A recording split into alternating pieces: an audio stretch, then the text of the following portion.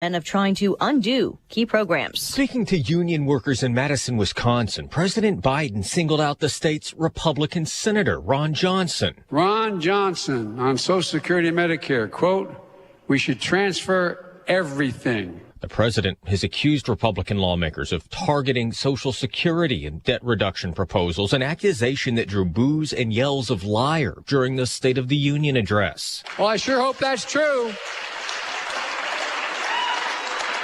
I'll believe it when I see it. President Biden's post-State of the Union travel continues tomorrow with an event in Florida focused on Social Security, Medicare, and prescription drug prices. Fox's Jared Halpern at the White House. The U.S. isn't the only country on China's radar for spy balloons. This is what we assess as part of a larger Chinese surveillance balloon program. Pentagon spokesman Brigadier General Pat Ryder, after reports confirmed by Fox News that China has a fleet of balloons run by the Chinese military for years and covering 5 continents.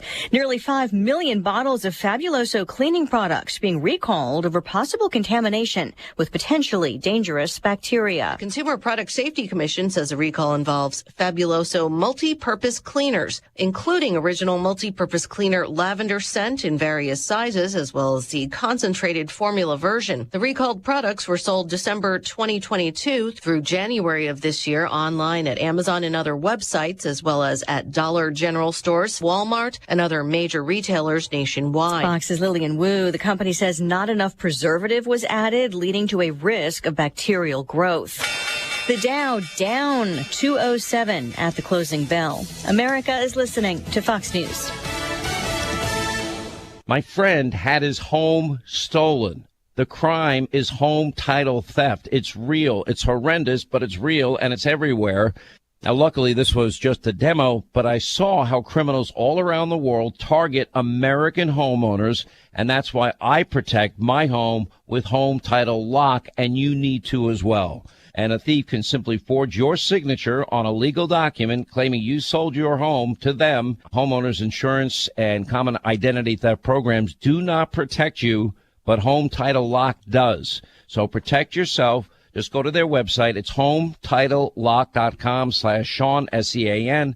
Verify your home's title is still safely in your name. Then just register your address for a free, no obligation home title report for your files. That is a $100 value, absolutely free.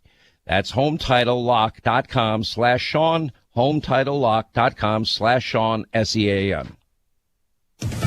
Teams from the U.S. among those on the ground. Secretary of State Antony Blinken details support for Turkey and Syria after Monday's devastating earthquakes. Secretary Blinken says search and rescue teams in Turkey and assistance through non-governmental organizations in Syria will help post-earthquake.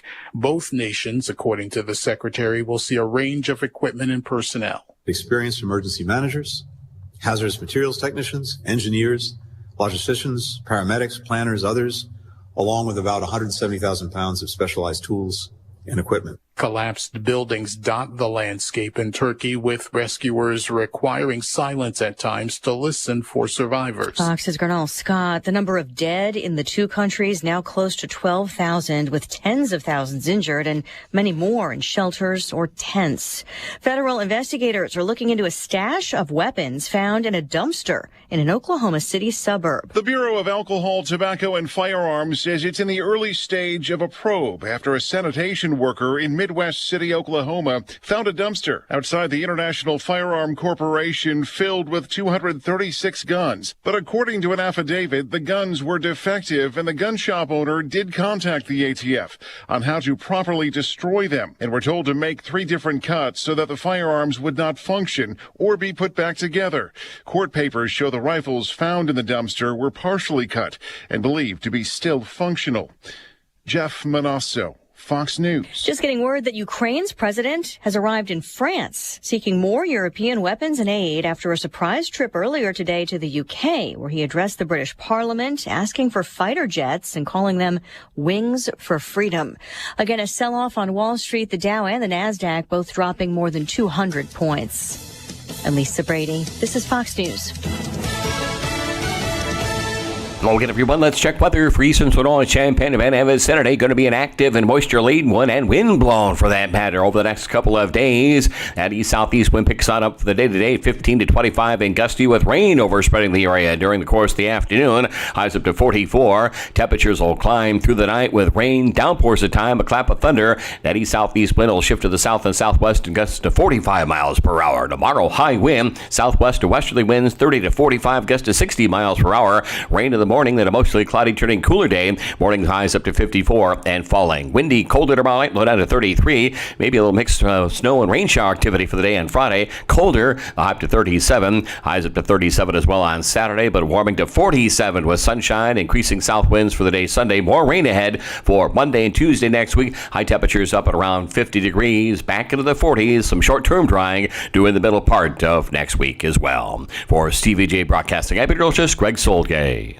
If you're looking for a pre-owned car, truck, or van, look no further than Sarah Champagne. Ignition sequence start. 5, 4, 3, 2, 1. Liftoff. Check.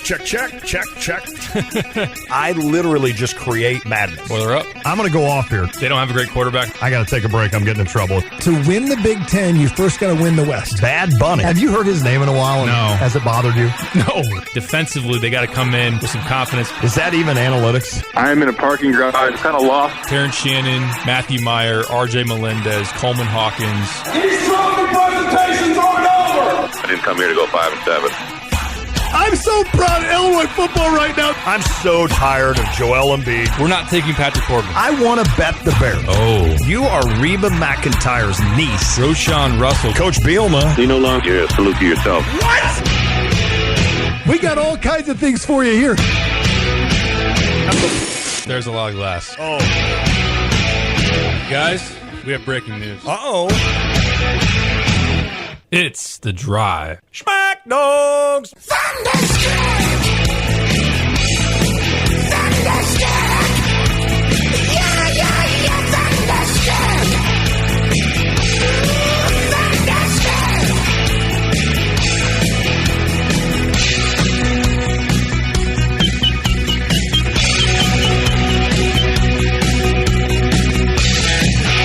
Good morning. This is The Drive with Tay and Piper, Derek Piper, Lante.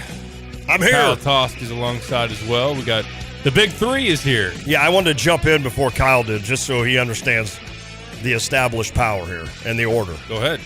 So I didn't want him to jump in and say hi or something. Oh, gotcha. I think you're going to jump in and criticize him. No, at the not start yet. Of the show. Just jump in first. As we got this Miami Heat Big Three going. LeBron, D-Wade. Sorry, Kyle, you're Chris Bosh. Yeah. But at least you're part of the trio. Nobody's going to know him in about 2 years. Yeah. Where is Chris Bosh? Is he healthy? I mean, I asked at the end seriously. of his career there in Miami, he was having some health issues. Right. No longer playing. He had like a heart issue or something. Yep. So, yeah, I mean, I mean that serious. I hope he's okay. But, boy, he had a good career, and then, unfortunately, that happened. It probably took, I don't know, a handful of years. So, that was tough. That was a fun team, though. It was. Not one that – it was very polarizing. Either you were all in on the LeBron bandwagon in Miami or you absolutely hated them, especially around these parts where you got a lot of Chicago Bulls fans and you think peak Derrick Rose and those teams and meeting in the Eastern Conference Finals. And unfortunately, LeBron and company took care of business against that squad. And on the note, let's just start with that. I know we're not a huge like NBA heavy show. We get our Matt Silich info every once in a while. He fills us in on the league, and we dive in come playoff time. But we're kind of a little bit more very casual as far as regular season goes. LeBron last night though had a really cool moment in sports. Anytime you have a epic type of record that gets broken in sports, and to see one with such history of Kareem Abdul-Jabbar was the all-time leading scorer in the NBA for 40-some years. I think it's 39. 1984. So if you do a quick math, I think it was 39 years. Your math wins in that one. I went over, so you never want to go over, especially Price is Right. Then you never get up to spin the wheel or anything. But as far as LeBron goes, he had a chance last night, needed 36 points to be able to pass and claim that scoring title over the entire league throughout its history, and he did so last night. It was a cool moment. we can give our takes about as far as what that means. I know this would be kind of when you sit here in the sports media business and the radio show, the debate oriented lane of sports media. It'd be a great day, hypothetically, let's revisit the LeBron James versus Jordan conversation, which I think it's obvious if you're in the LeBron camp, you added some more ammunition last night with him being the all-time leading scorer. If you're in the Jordan camp, you're not really moving off Jordan's got 6 titles and LeBron has 3. So there's that. Yeah, I agree. I totally agree. What'd you make did you see it last night? Did you see any of the ceremony? What did you make of it last night? Here's the funny thing about this is that these are one of these topics that by the time we get to it, it's been picked through multiple times, right? Thousands of times, either on the national media, either locally.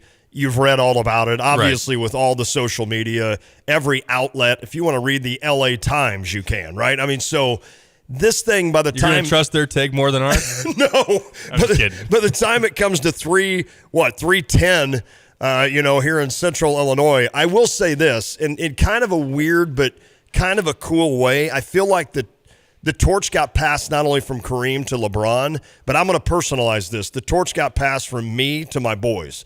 And the reason I say that is I woke up this morning to texts from both of them that had stayed up to watch it. I honestly forgot all about it. That's how bad it was. We had a game in Paxton. I got home. I was tired. I went to bed, right?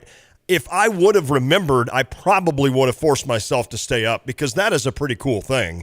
But in a weird way this morning when they both had texted me about it and seeing it and thinking it was really cool, in my mind, I was like, this is kind of neat. Like I can almost remember when my dad kind of passed, like when I would get more excited about sporting events than my dad. And at that point, Dad was like, yep, you take it and run, buddy. I've done it for plenty of years. And I feel like last night was kind of that thing. It's an amazing thing, right? I mean, whether, you push aside what you think of LeBron, who obviously is a stud, but it's just an amazing thing, the longevity to be able to do that.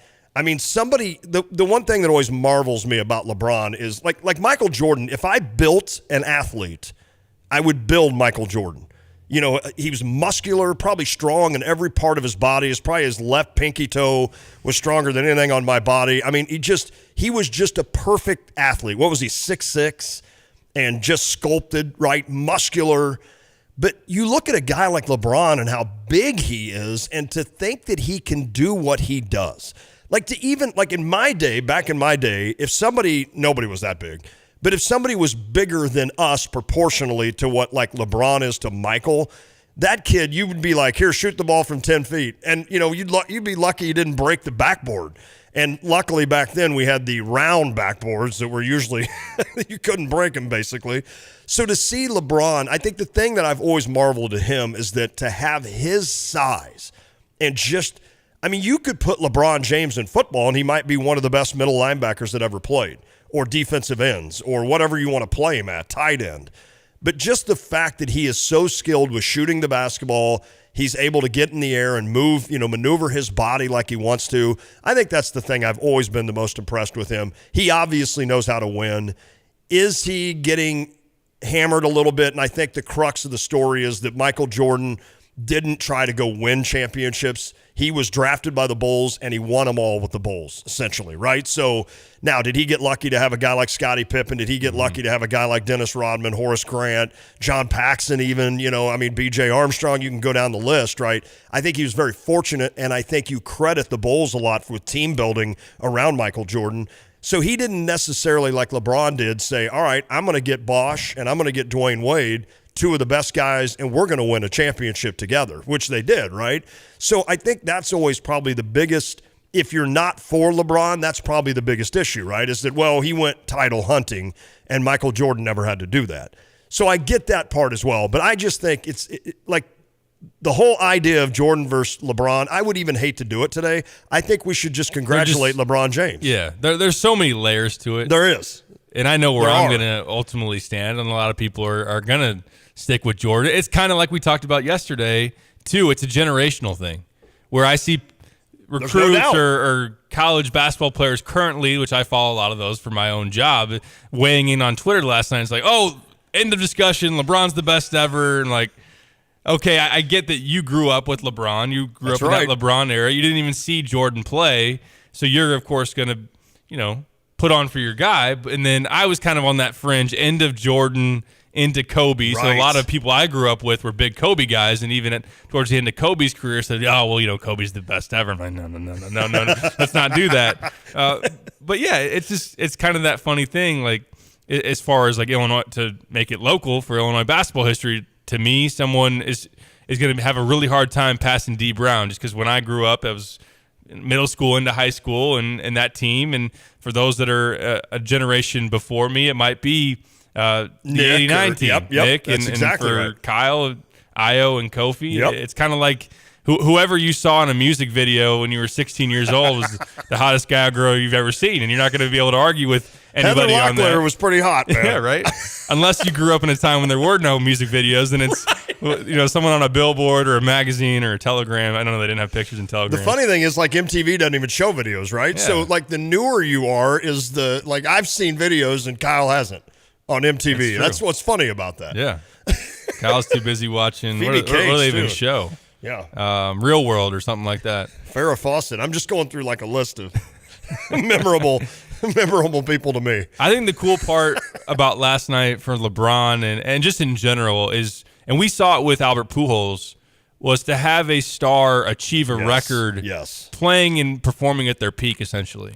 Like, LeBron is averaging over 30 points a game. He did so last year. That's incredible. He's one of the top 10 scorers in the NBA currently. So for him to be age 38 in season, it's almost 20 for him. It's amazing. To still be that good, one of the best players in the sport, that's what's kind of cool about it versus someone that's kind of limping to the finish line. Mm-hmm. You think about it in baseball, I don't have a great example, but if someone's trying to chase a certain 3,000 hits or chasing a certain home run marker, and they might be a pinch hitter every other night, and you're like, oh, okay, this guy really isn't an above-average baseball player anymore. He's an all-time great, but we got to try to get him to this record. I think Pujols is a perfect analogy. He was on fire. Wasn't he the second best hitter in baseball second half of the season? Behind only Aaron Judge in OPS. Right. So it was kind of... I think your analogy's spot on there with Albert. And that just shows you the rare air. Right. You could sit here and think all day of another example of that. You could probably think of one. But the rare air of guys like LeBron, Albert Pujols, guys like that, Wayne Gretzky... There's just a whole nother, we knew it when we played. When we were athletes, there was a whole nother level of guys above us. For sure. And and then there were probably a few above them. And it's just, those are the ones. So I think your analogy of Albert Pujols is perfect. Now, I don't know if Pujols could do that again this year, but I'd put money on it that he could. He's a professional. For sure.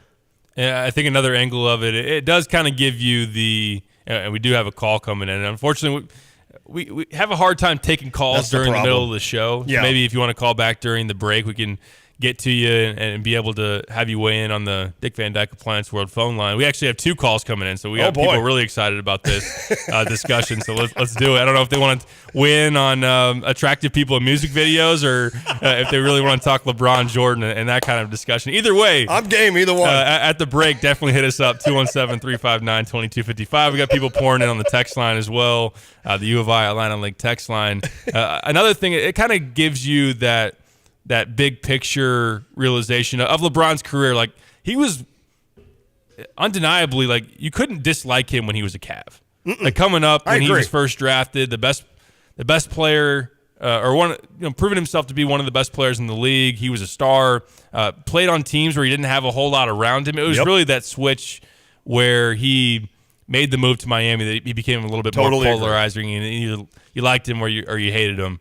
But I think that, and a lot of people have made this point, like you said, it's a lot of recycling of takes and everything, but to have someone that's a prodigy, like a legit prodigy, like he's on the cover of ESPN, the magazine, as a high schooler. Amazing. And to think, I covered recruiting, and to just have that much of a spotlight on somebody and be tabbed as the next great thing. Even the headline on it is The Chosen One, and he actually lived up to that. He totally did. And I think a lot of times, and I think that it's more common probably for younger generations, at least I think about how I was versus, although maybe it's not really the case. I was probably more of a hater when I was kind of like in a college age, a little bit younger, maybe. But I think that people, as you get older too, you really stick to your era of a sport. But what I'm getting at is like a lot of times people that come in to sports with that type of expectation and that much hype, maybe even before they've earned it, it's the natural reaction to kind of diss on that guy, nitpick, and every time there's a moment where he's not what he's built up to be, then you kind of tear him down. And LeBron's been through that. Like even as again, someone that rides with Jordan all day, and some of the performances of LeBron, especially early on when he was trying to, the first finals with the Heat where he was kind of a no-show, and there's different, reference points throughout. He's had that throughout his time, and he's still to have this type of career it says a lot about him. You know what you just described? You described an idol. You described what your idol is in Michael Jordan, essentially, and you basically with Kobe, but now your idol's being threatened. And it's like, don't you – it's your own personal feeling of don't you embark on my life telling me that somebody's better than the guy that I think is the best that I've ever seen, the guy that you maybe cried watching him play, or maybe there was an emotional attachment. Maybe he led your team to a championship, and for the rest of your life, you'll always have that feeling of he's my guy, and don't you ever try to tell me somebody's better than him. I think that describes kind of what we look at as idols. Like there's certain athletes, I think, for people like us in this business, we love sports. So we pick guys that are maybe idols. Now, when you get to be 50, you laugh at that. But I think as you're growing up, I think it's okay to have that, right? It's okay to have those special moments. I mean, I cried like a baby when the St. Louis Blues won the Stanley Cup. Mm-hmm. And from now on, the rest of my life, every time I see Alex Pietrangelo, every time I see Ryan O'Reilly, they're going to be guys that are idols to me, and guys that, like, they helped bring me one of the joyous moments of my life, right? And as shallow as that may sound to some people who don't care about sports, that means the world to me. I mean, my boys are obviously number one, but then you look at sports and what that means to me. So I think you described like an idol. I think that's a really cool thing, and I think we become so vested in guys like Albert Pujols getting to that home run record, or I mean that magical 700 mark or whatever last year, and just things like that. I think just they mean a lot to us, because how much time do you spend devoting to it? The majority of your life. I mean, as sad as that sounds, but sports is our life. Mm-hmm. And so when something like that happens, I think it means a lot. And again, that's why I think it's awesome that LeBron is doing what he's doing. And I think it's great. I think we should just applaud that and understand that it took a lot of longevity and it took a lot of talent to get that record. And I think that's an awesome thing for LeBron James. Definitely. And one more note I don't want to spend too much time on it, but another thing that comes to mind with LeBron, and it's to his credit, he's more than just a scorer. Like, there's a lot of guys in basketball and the NBA that put up a boatload of points but don't do a whole lot else for your team. He's been someone, I mean, I think back to, and it pains me to relive those moments of MVP Derrick Rose. Yes. In his prime, Miami's pivot was, let's put 6'9", 250, 60-pound LeBron James on him. And in most circumstances, you'd be like, that's exactly what you want. One of the most explosive players that I've ever seen against someone that's 6'9" and that big. But LeBron slowed him down. He did. And it was like the difference in that matchup. So he had the defense. He's always been a really good passer, rebounder. And while I think that Jordan has a leg up on him in scoring, I think Jordan has a leg up on everybody in terms of clutch scoring. LeBron, as far as the well-rounded game, that's also something that he definitely has. It's a great point on his side as well. So enough on that. I know we had a couple on the U of I Atlanta League text line. Jason said, "I hate the Jordan versus LeBron issue. Jordan played 15 years with a 2-year break. LeBron has played 20 ? Of course, he's going to break a ton of records." Yeah, that makes sense. You can call me Sal. It must be riding the Lon train, at least a younger version of Lon. He said I'd take Dr. J over both of them. That was a Lonte. Dr. J was idol. my basketball that was idol. Your idol. Yes. I mean, he's the reason that I love red, and he's the reason I love number 6. Now, most people would sit there and obviously they'd be like, oh, Stan Musial. I'm like, nope. It was Dr. J. He was the first guy that really made an impact on me as an athlete in my life, Dr. J. And, of course, they won the title, but I'm still not putting him over Jordan or LeBron, Sal. I apologize. And Wade says, never an MJ fan, but I'll take MJ every day of the week and twice on the weekends. Was a Lakers fan from the 60s through the 90s. not since he came to LA. Before we catch a break, I want to get a guy that grew up in the quote unquote LeBron generation. Yes, Kyle Tosk. How we doing, my man? Doing pretty well. Hey, I got some breaking news real quick from Stevie J. Oh. Luke Goody's going to join us at 4:05 today. Okay. Sweet. Perfect. Sorry, Kyle. I didn't mean to immediately. All right, now we got to catch a break. Kyle, appreciate your thoughts. No, I'm just That kidding. would be awesome. All we get out of him is yes. You've grown up in the LeBron era, so to speak. You're probably too young even from the Kobe standpoint, but how do you view LeBron? Are people you grew up with, are they big LeBron fans? Do they think of LeBron as the best player ever? I would say there's a lot of people my age that see it that way. I have a little bit of a bias because growing up a Bulls fan with those Derrick Rose, Jimmy Butler teams, and LeBron was the one that was always knocking us out of the playoffs. And with, like you said, with the Heat Big Three, wasn't a big fan of them. So I have a little bit of bias on that front. But I've enjoyed watching LeBron. I mean, he has been like the star of all stars for my childhood. And so it was cool last night. I was watching that. I think to me, I'm never going to be a LeBron fan per se, but I definitely appreciate the greatness that I've been able to see as a kid watching basketball from him. So, very fair. As we go along, again, if you want to weigh in, 217-359-2255. We did have some calls there coming in. We are going to get a little guesty now that we learned that, which we're not mad about it at all. Not Luke at Goody all. calling in, 4:05 today. We're also going to have Aaron Lemming. Tomorrow. Okay. Yep, I just hooked it up with him, 4:05 tomorrow. Perfect. We're going to ask, you brought up a great idea of let's talk to Aaron about what the Bears are thinking with that. I tell you what, I've seen more. I don't mean to get off the LeBron thing real quick, but I've seen more and more mock drafts now have the Bears just staying put and taking Will Anderson at number 1, which would crush me. But we'll see. We'll see what happens there. Hey, real quick. We need the Colts to get desperate. Yeah, exactly. I want a boatload of say, whatever they got to offer. You want as much as you can get out of that. Isn't it funny to think, and then we can take a break, isn't it funny, like I almost said to Kyle, like it's good that you're seeing LeBron. He might be the best basketball player you've ever seen because Kyle didn't really see Michael Jordan. I would assume he saw a little bit of Kobe, but then you pigeonhole yourself into thinking, can you imagine when Michael Jordan was that good and you were like, this is the best player we'll ever see? Now, I know that's the argument right now in the sense that we still think, some of us, most of us, I think, or at least here, think that MJ is better than LeBron. But can you imagine just at that time, as great as Jordan was, even thinking that somebody else would even come close to that? And LeBron has done that, right? He's at least made it a conversation.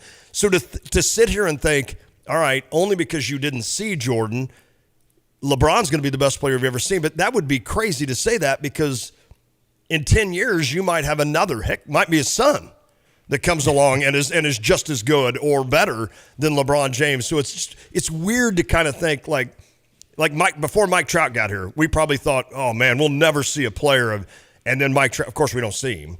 That's the bad news, but we may not. Well, the old joke is the only time you see Mike Trout in the playoffs is when he's at a Eagles game. Oh, the Eagles, too. We haven't even talked Super Bowl. We do need to talk some Super Bowl. I think tomorrow I want to do the props because I needed some more time to do some homework on those as far as maybe digging up was it last year or 2 years ago, there was the leaked video on Twitter about the rehearsal for the national anthem, and people had actually timed it, and that helped maybe some bettors be able to win that. But the whole Gatorade color, some halftime show stuff, and then, of course, it is fun. Passing yards, receiving, anytime touchdowns. We got to get into that. I put my last $10 in my account on Jordan Spieth to win the Masters. So I'm down to 0.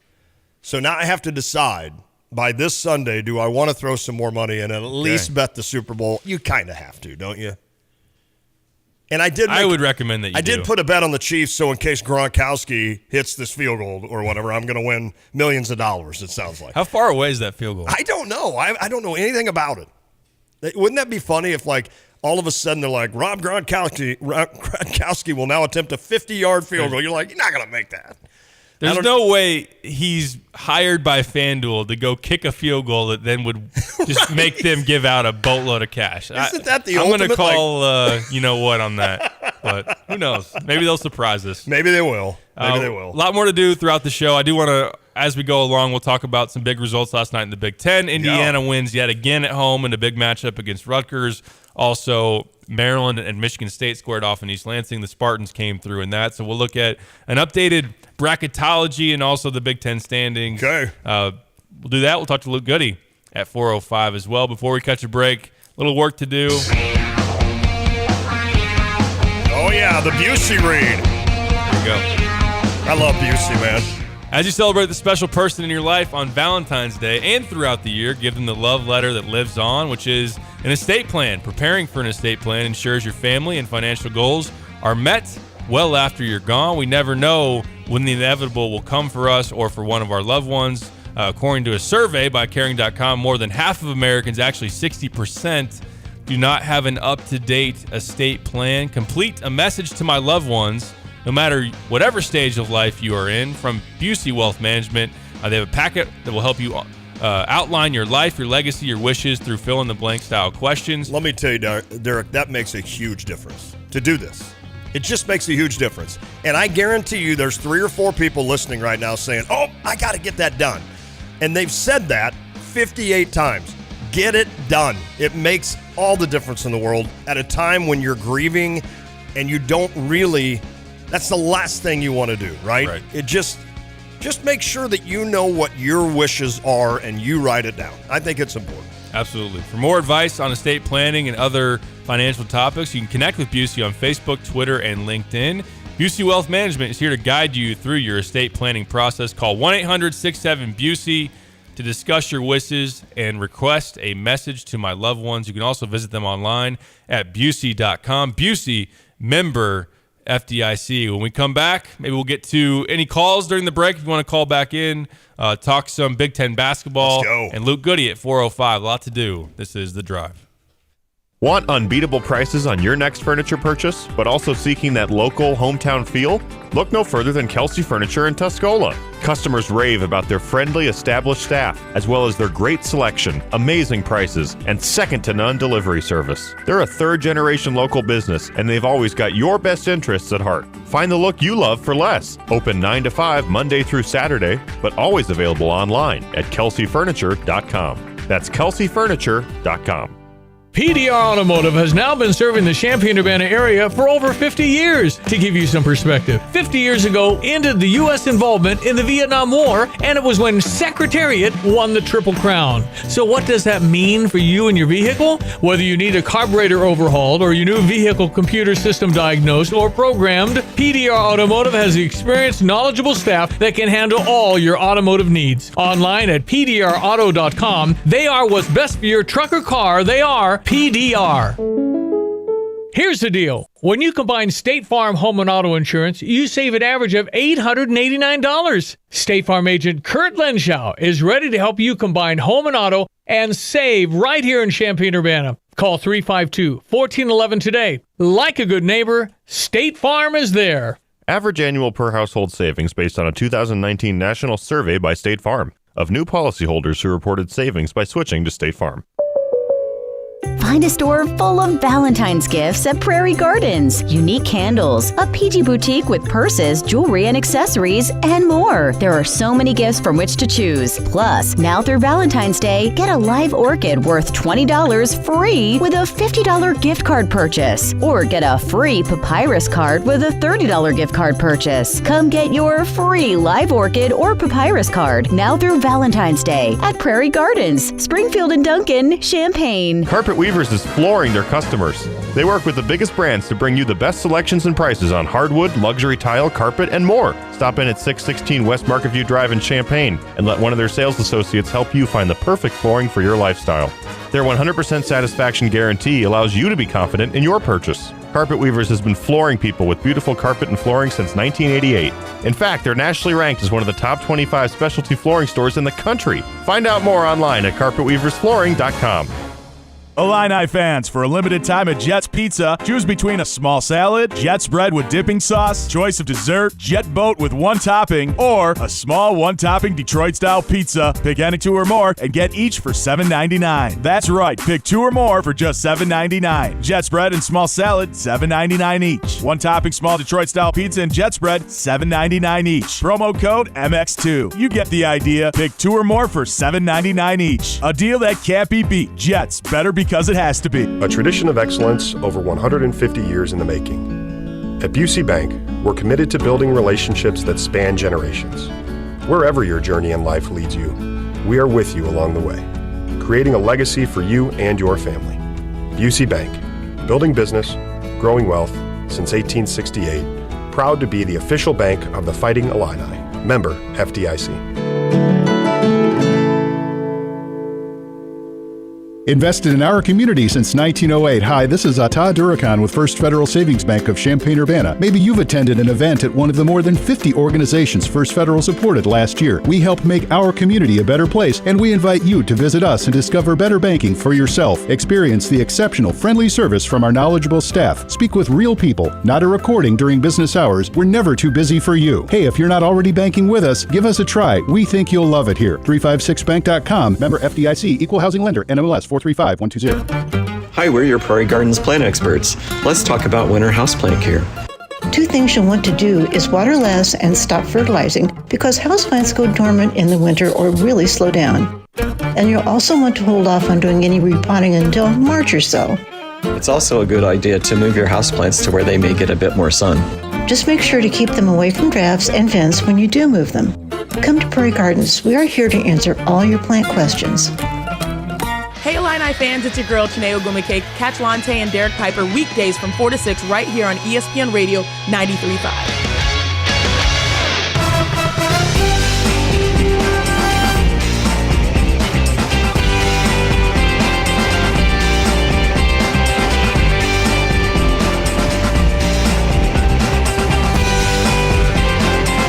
Back on the drive with Tane Piper, Derek Piper, Lante, Kyle Tosk. You know, if I ever broke the record of most radio shows in Central Illinois, now I won't ever break it because of Lauren Tate. Yeah. But if I ever did, I'd just F-bomb my way out. Just like That's LeBron did. Yeah, that's just what he did. I meant to play that clip. You clipped that up. Well, I didn't clip. I did erase that part. Out the very end of his. It's all right. Everybody's heard. Drop the mic. Everybody's heard it. It's kind of cool, though, to play just him making the shot. That's kind of cool. That's the one that's labeled LeBron, and then we can talk. Maybe we college. can do that. We can do that. Lead into Luke Goody. Yeah, I like that. Get Luke's. I want to get Luke's perspective on that. I like it a lot. I threw him a curveball last time and said, after Tom Brady retired, how hated was he in the state of Indiana? Because of course you had the clashes between Brady and Peyton Manning for all those years. What did he say? He said he was fairly. Is he a Colts fan?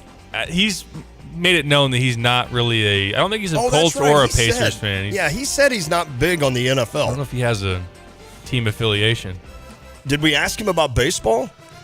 Or was it baseball? I think he said if he had to. Yeah, he said he's not that big of a baseball fan, but if you had to choose, he'd be a Cardinals fan. Okay. He might have said that just to be nice to us. I think he did. Yeah. But I think he read the room. Yeah. Beforehand. Smart. Yeah. High IQ guy. Well, right. That's Luke Goody to a T. So last night in the Big Ten, Indiana is on a great stretch here. They did lose in College Park here last week, but responded by beating number 1 Purdue at home over the weekend and then beat Rutgers, who was number 2 in the league going into last night. So 66-60, Trace Jackson Davis once again puts together a stellar stat line. 20 points, 18 rebounds, 6 assists for Trace Jackson Davis. He's been a no doubt first-team All-American here of late. What happened to him? Like, what? I mean, look, he's always been good. Right. And I wasn't always completely sold on him. And then all of a sudden, he started putting up like 30 points and 20 rebounds a game. Like, how did that all of a sudden just... Like, it seemed like before he was doing maybe 18 and 8. And then overnight, it went to like 30 and 20. And you're like, what? Yeah. It's clicked with him. And it really has. Part of it, I think, the Race Thompson injury might have put a little bit of, you got to be the guy now. You got to go out and dominate. That's a great point. And then also, he had been battling a back injury earlier in the season. Okay. And there was some questions because it kind of, we've circled back to this with Trace a number of times. When he faces some of that physicality inside, some of the legit size that Kofi had, which is pretty rare, but there are some guys out there that have that. He hasn't always had his best showing. So you looked at going up against Arizona, who has really good size. Omar Ballo, they have Azuolas Tubelis down low. That was a big test for Indiana. He only had 11 points in that game, and they lost by 14, and they turned around and played at Kansas. Kansas doesn't have, bruisers down low. They don't have David McCormick anymore, but 13 points for Trace in that game, in a game they lost by 22. So kind of the marquee games early in their season, Trace wasn't really showing up, and it's kind of like, all right, is he a very good player but not a great player? That's kind of how I always looked at it. Is he not a dominant player? Right. Now he's a dominant player. Ooh, big time. By the way, you say Dave McCormick. Why does that make me sound like a 1980s NBA big guy? Dave McCormick. He had like the mustache, real pale looking dude that was like 6'11". I kind of thought of like a 90s first baseman. I was thinking like Dave Winfield. Right. Did Dave Winfield play first base? No, he played the outfield. Okay, yep. That is funny though that we both kind of had that thought of Dave McCormick. It's like that's like an 80s, 90s dude that just happened to play for Kansas like a year ago and win a national title. Right. You're right, though. I always looked at Trace. You know this. I've always told you that I haven't been that impressed with Trace. Part of my reasoning is that I don't sit there and veg out on college basketball like you do and others, but when I would watch Trace against Kofi, I wasn't that impressed. But you said it. I think a lot of people weren't very good against Kofi and his defense and how big he was, and I think that really bothered Trace. When in reality, it was kind of weird because I thought Trace could really be a guy that could take advantage of Kofi. Take him out on the perimeter, get around him, use his quickness, but he just never really did do much against Kofi. I know that last time they met, I think in the Big Ten tournament. Yeah, they both were about equal. I believe in that, so Trace held his own. But now all of a sudden, I'm with you. He's gone from a pretty good player to where, is he a first-round guy? The thing about him is he doesn't shoot the jump shot. I still can't figure out the NBA draft. I just can't. No, I know. Watching the broadcast last night, I was enthralled to have Andy Katz tell me that Mike Woodson, if he was still in the NBA, would take Trace Jackson Davis. But I'm like, the guy that currently coaches him would say he's going to take his guy in the first round of the NBA draft. That tells me a lot. No, it really doesn't. But I don't know that he's in mock drafts, maybe in the second round. Okay. See, I get it. Like, I don't need 15 people telling me, well, here's the reason Coleman is blah, blah, blah. I understand. It's just funny to me. In my mind, it's just funny to me to think Coleman Hawkins can literally go a game without scoring a point like he just did. And Kofi Coburn was a two-time All-American, essentially. Didn't even get a sniff in the NBA. And you're talking Coleman being drafted. And then Trace Jackson, it seems like he ought to be a first-rounder, and now you're talking maybe near the end of the second round. It's just a funny thing. It is funny. Maybe Kyle can effort where Trace is in some mock drafts currently, but he's also a guy that really is a very good defender because he's a very athletic guy. He can block shots around the basket. You would think that he could maybe not switch on to point guards or anything, but he's got some positional versatility. He's not a lumbering foot in the cement type of big man like some others out there, like a Luka Garza. Yeah. Or Tim McCormick, as Lance said, who played for Michigan back in the day. I do remember him. That's exactly who I was probably thinking about. 217, by the way, also on the U of I Atlantic League text line. Do you think Coleman can guard Trace Jackson Davis? I do not. No. Okay. Is it too much strength? Or too much skill?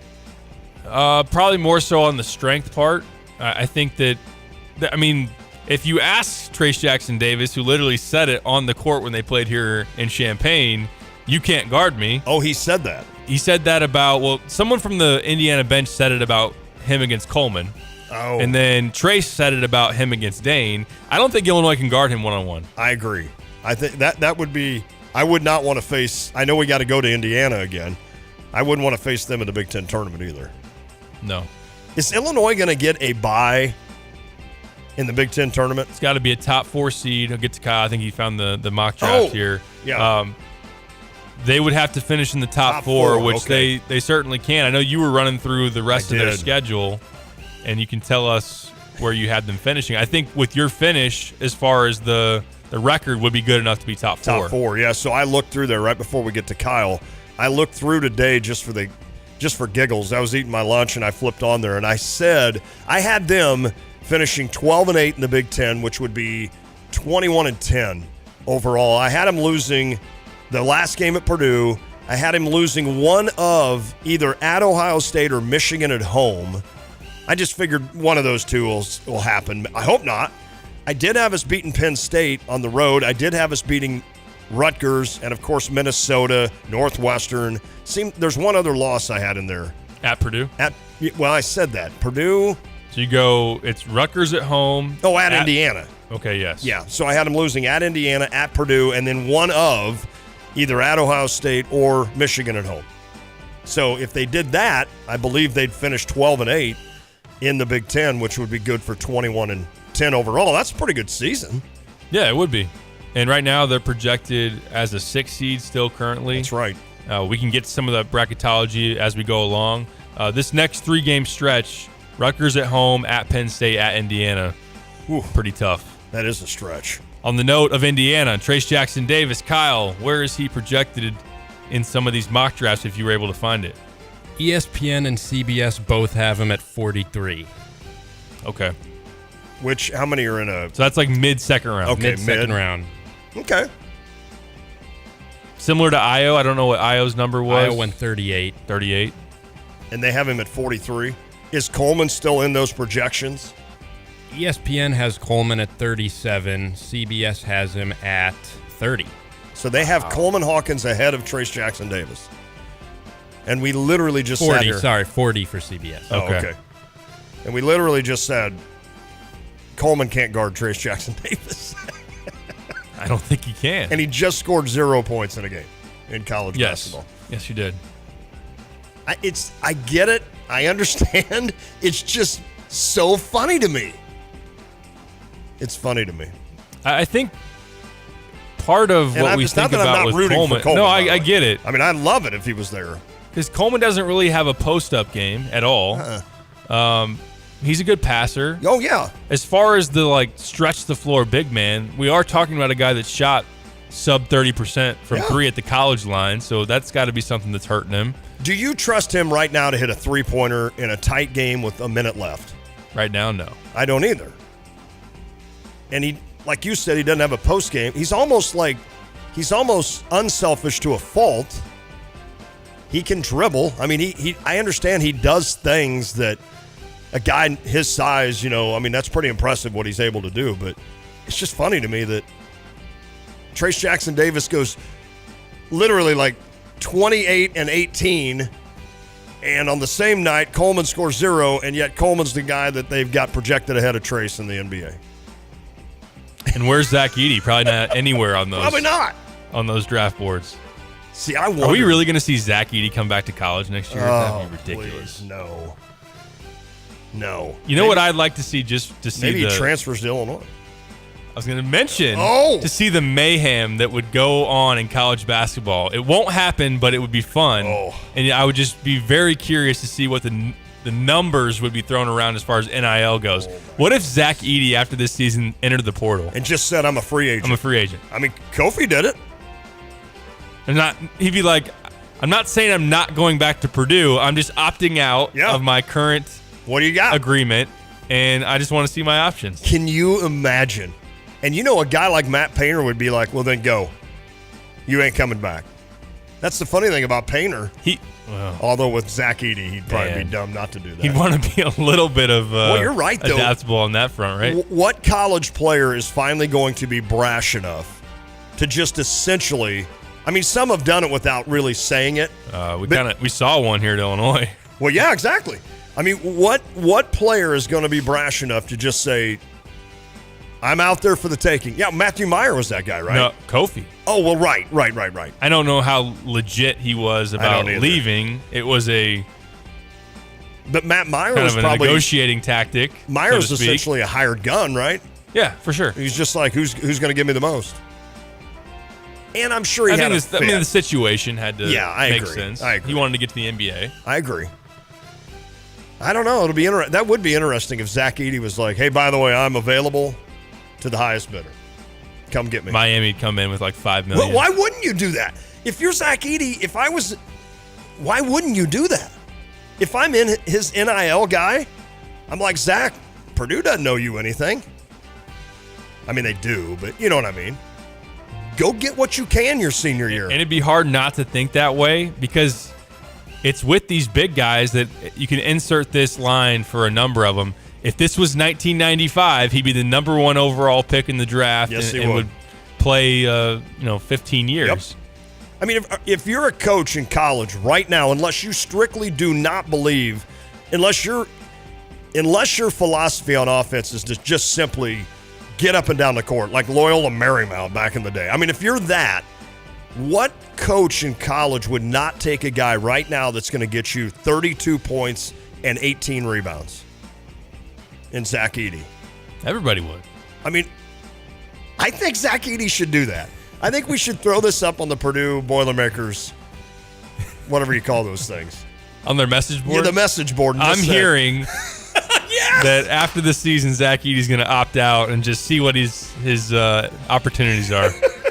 That's the perfect catchword, too, the click word. I'm hearing. Uh-huh. I'm hearing that Zach Edey is going to make himself available as the top free agent in college basketball. And then maybe Zach Edey will hear about it and be like, no, that's not actually a bad idea. I like that idea. That's what we need to do with, who else is maybe coming back in the Big Ten? Let's see. Hunter? Well, he's got a decision to make. Is he on that list? As far as draft goes? He's not. He's not, okay. He's not on either one. I bet Trace he thinks technically he has should the be on COVID year, doesn't he? I doubt he would use it, but he could come back. Oh my goodness! Yeah, I think we ought to just make this. We ought to just make this obvious to every player out there in the Big Ten. Listen, if I were you, I mean, I know Mackey's fun to play at, but man, if I were you, you could make $10 million next year, and you could still go back to Mackey. Just put their feet to the fire. Say, Kentucky has me slotted at $3.5 million. Miami says $5 million. What do you guys say? What do you got? Sheboy's gone after this year. I know you got Drew Brees helping out on the football program, but let's see some of that money. I know he had a Jimmy John's sponsorship. I like this idea. I like it. By the way, on the note of the NBA, Lindy on the U of I Atlantic League text line, Meyer will have a better NBA career than Coleman and TJ. Well, I hope. Yeah, I could see Matthew Meyer fitting right in with an NBA team. I think he's got the most natural fit and maybe the highest floor. Probably the highest floor. Because he can hit some crazy threes. Like when he's off balance and falling down and he makes them. I'm with you on that, Lindy. I truly am with you. Is Meyer on that list? I don't see him. What's crazy, I was checking about a week ago on ESPN's list of top 100 prospects for next year's draft. Meyer was nowhere to be found. Even Brandon Podziemski, who's having a great season at Santa Clara, was sitting there in the 80s. Okay, I'm out. This is my last show ever. I'm not even doing next You do not hour. understand the NBA.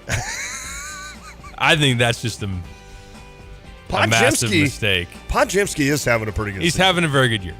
He's having a good year. It's in the WCC. Would you rather He's the best player on the team. He's taking like 17 shots a game, which you're not going to get in the NBA. So or at Illinois. Right, exactly. Well, I mean, unless you're not named Terrence Shannon. Not this year. No, I totally or probably agree. in a year. That's interesting. All right. Well, that was a good visit. It was. I guess we probably should catch a break. Final thought here. Are you? So I had to do this for Inquirer last week, and Kyle and I talked about it on Monday. Okay. I had to do the best bet in the Big Ten to make the Final Four. And at the time, I picked Purdue, even thinking that Purdue was going to go to Bloomington, and I liked the Hoosiers playing at home with the momentum they've had and just playing at Assembly Hall. Does the answer change? Who's your answer, and has it changed at all in the last week or so where I'll admit now I'm more conflicted. I think that Indiana was the team that I was tempted to pick, and maybe now I would choose over them. But what say you on that note? It's funny because Indiana would probably be my pick. I love Schifino. I mean, he is just really good. He's the kind of kid you have to have in that NCAA tournament that's going to make a difference, right, at guard. I feel like Zach Edey's not going to have a bad day in the NCAA tournament, but they've got two freshman guards that are just playing lights out. What happens if they don't have a day, right? Not that Schifino couldn't have a bad day himself, but I feel like with Trace and then having that guard that can get you a bucket when you need it, I feel like that is a lot of the recipe to winning in the NCAA tournament. Winning 6 games over what, 2 weeks or whatever? 3 weeks, yeah. Yeah, 3 weeks. I mean, you can't go wrong with Purdue either. The way they're ranked number 1 in the country, right? But I think I would probably put my money more on Indiana making a longer run and having a chance at a Final Four. That's crazy.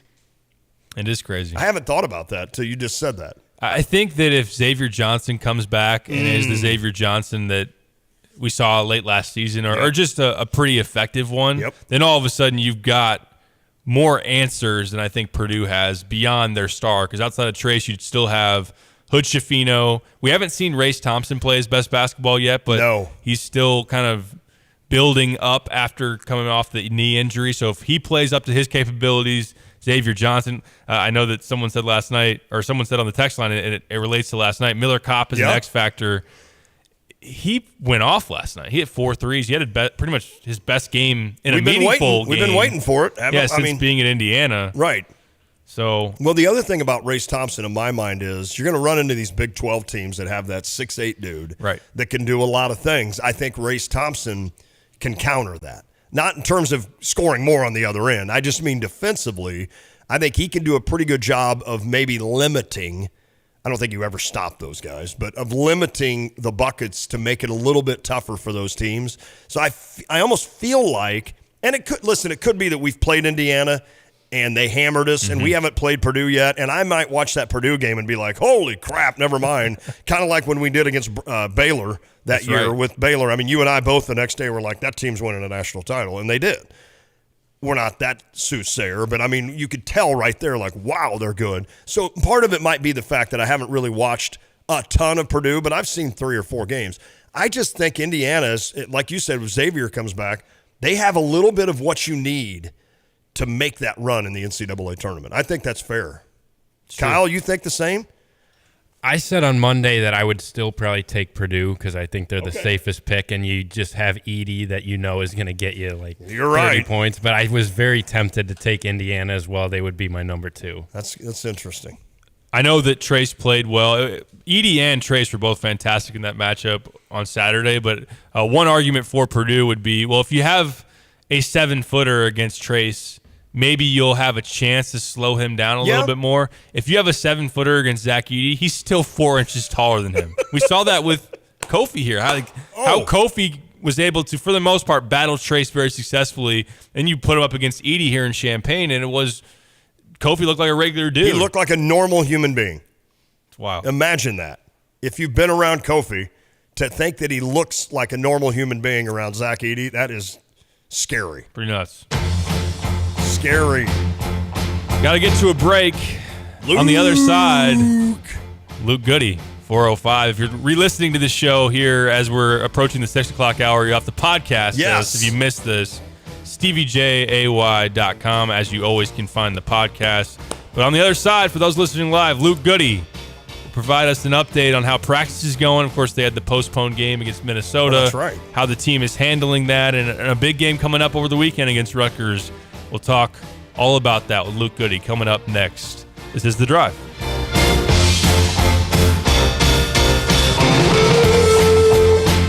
Wouldn't it be nice to visit a car dealership where you didn't feel like you were at an auction? Or didn't feel like you were being taken to the cleaners? I'm going to make him an offer he can't refuse. Welcome to Sarah Champagne.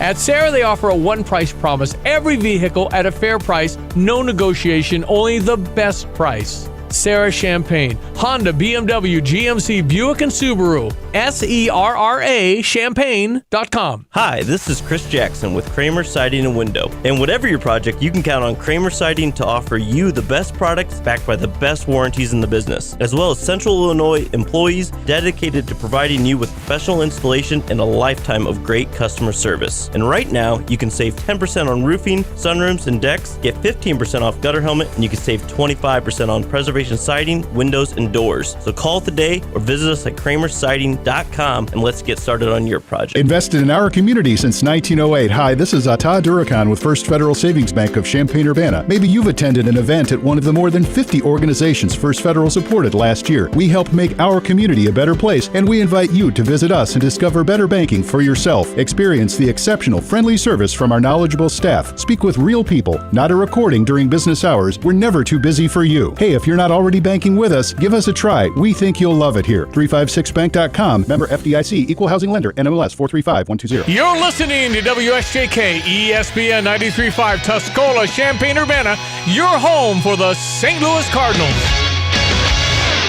We're learning a lot. I'm Lisa Brady, Fox News. As parts of the shot down spy balloon are salvaged off the South Carolina coast, defense officials say there's a fleet of balloons in a surveillance program run by the Chinese military for years. When you look at the scope of this program, and the fact that we know that these balloons have been spotted and what we now can subsequently assess to be Chinese balloons operating over at least 5 continents in regions like Latin America, South America, Southeast Asia, East Asia, and Europe. Pentagon spokesman Brigadier General Pat Ryder says 4 previous flights over the U.S. are only now assessed to have been spy balloons and not all the same size or with the same payloads as the one shot down last weekend. Briefings are expected tomorrow for the House and Senate. Fox News learning the House classified briefing will include defense, intelligence, and State Department officials. Furious finger pointing during a House hearing with former Twitter executives accused of suppressing the Hunter Biden laptop story weeks before the 2020 election. We don't know where the FBI ends and Twitter begins. Colorado Republican Congresswoman Lauren Boebert accusing the former executives of colluding with the government to silence people. But New York Democratic Congresswoman Alexandria Ocasio-Cortez accuses Republicans of weaponizing the House Oversight Committee. We're talking about Hunter Biden's half-fake laptop story. I mean, this is an embarrassment. And Democrats focusing their questions on the role of tweets in the Capitol riot. In Texas, the man accused of killing 23 people in a racially motivated attack at a Walmart in El Paso has just pleaded guilty to federal hate crime and guns charges over the 2019 massacre. Prosecutors say Patrick Crucius drove more than 10 hours from his hometown near Dallas and wrote online the shooting was in response to what he called the Hispanic invasion of Texas. America is listening to Fox News. My friend had his home stolen. The crime is home title theft. It's real. It's horrendous, but it's real, and it's everywhere. Now, luckily, this was just a demo, but I saw how criminals all around the world target American homeowners, and that's why I protect my home with Home Title Lock, and you need to as well. And a thief can simply forge your signature on a legal document claiming you sold your home to them. Homeowners insurance and common identity theft programs do not protect you, but Home Title Lock does. So protect yourself. Just go to their website. It's HometitleLock.com/Sean, SEAN. Verify your home's title is still safely in your name. Then just register your address for a free, no obligation home title report for your files. That is a $100 value, absolutely free. That's HometitleLock.com/Sean, HometitleLock.com/Sean, SEAN. The president takes his State of the Union agenda on the road to Wisconsin and doubles down on a claim many Republicans reject. He pretty much gave the same speech he gave last night, only shorter. He started out with his call for bipartisanship and made the claim that fighting for the sake of fighting gets us nowhere. And then he dove right into the partisan fight, making that claim again that Republicans want to cut Social Security and Medicare benefits. A lot of Republicans, their dream is to cut Social Security, Medicare. Well, let me just say this. It's your dream, but I'm going to, my veto pen, make it a nightmare. Now, it should be noted that Republicans, specifically Speaker McCarthy, deny that Social Security or Medicare are on the table. Fox's Mike Tobin in Madison. Monday's earthquakes are now blamed for about 12,000 deaths in Turkey and Syria, with 500,000 left homeless in Turkey alone. Turkish President Erdogan facing criticism as he made his first visit to the disaster zone. His promise to rebuild all destroyed housing within a year rang bitterly hollow to many as they deal with scenes of desolation. Fox's Greg Palcott in Gaziantep, Turkey, the U.S. among many countries sending aid. Already involved in some mega music catalog deals, Sony may have something even bigger in the works. The Michael Jackson estate is in the process of selling half of its interest in the iconic King of Pop's catalog in a deal in the $800 to $900 million range to Sony and a financial partner. While details are unclear, Variety reporting the two companies are negotiating to acquire 50% of the estate's interest in Jackson's publishing, recording music venues, the MJ the Musical Broadway show, and the upcoming biopic Michael, and possibly more. The package would be the biggest deal to date in the still booming music catalog market. Fox's Michelle Polino. A down day on Wall Street. The Dow drops 207. Elisa Brady, Fox News. Coming to the end of the third quarter. LeBron James, a shot at history. LeBron stands alone. The NBA's all-time scoring record now belongs to LeBron James.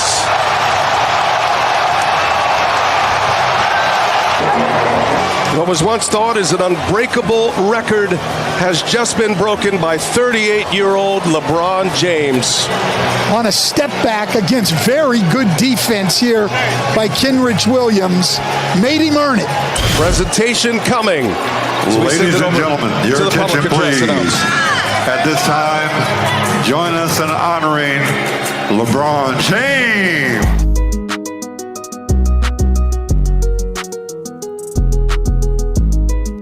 Back on the drive with Tay and Piper, Derek Piper, Lon Tay. Of course, that is the call last night on TNT. LeBron James' record-breaking shot to surpass Kareem Abdul-Jabbar for the all-time scoring record in the NBA. That courtesy of TNT.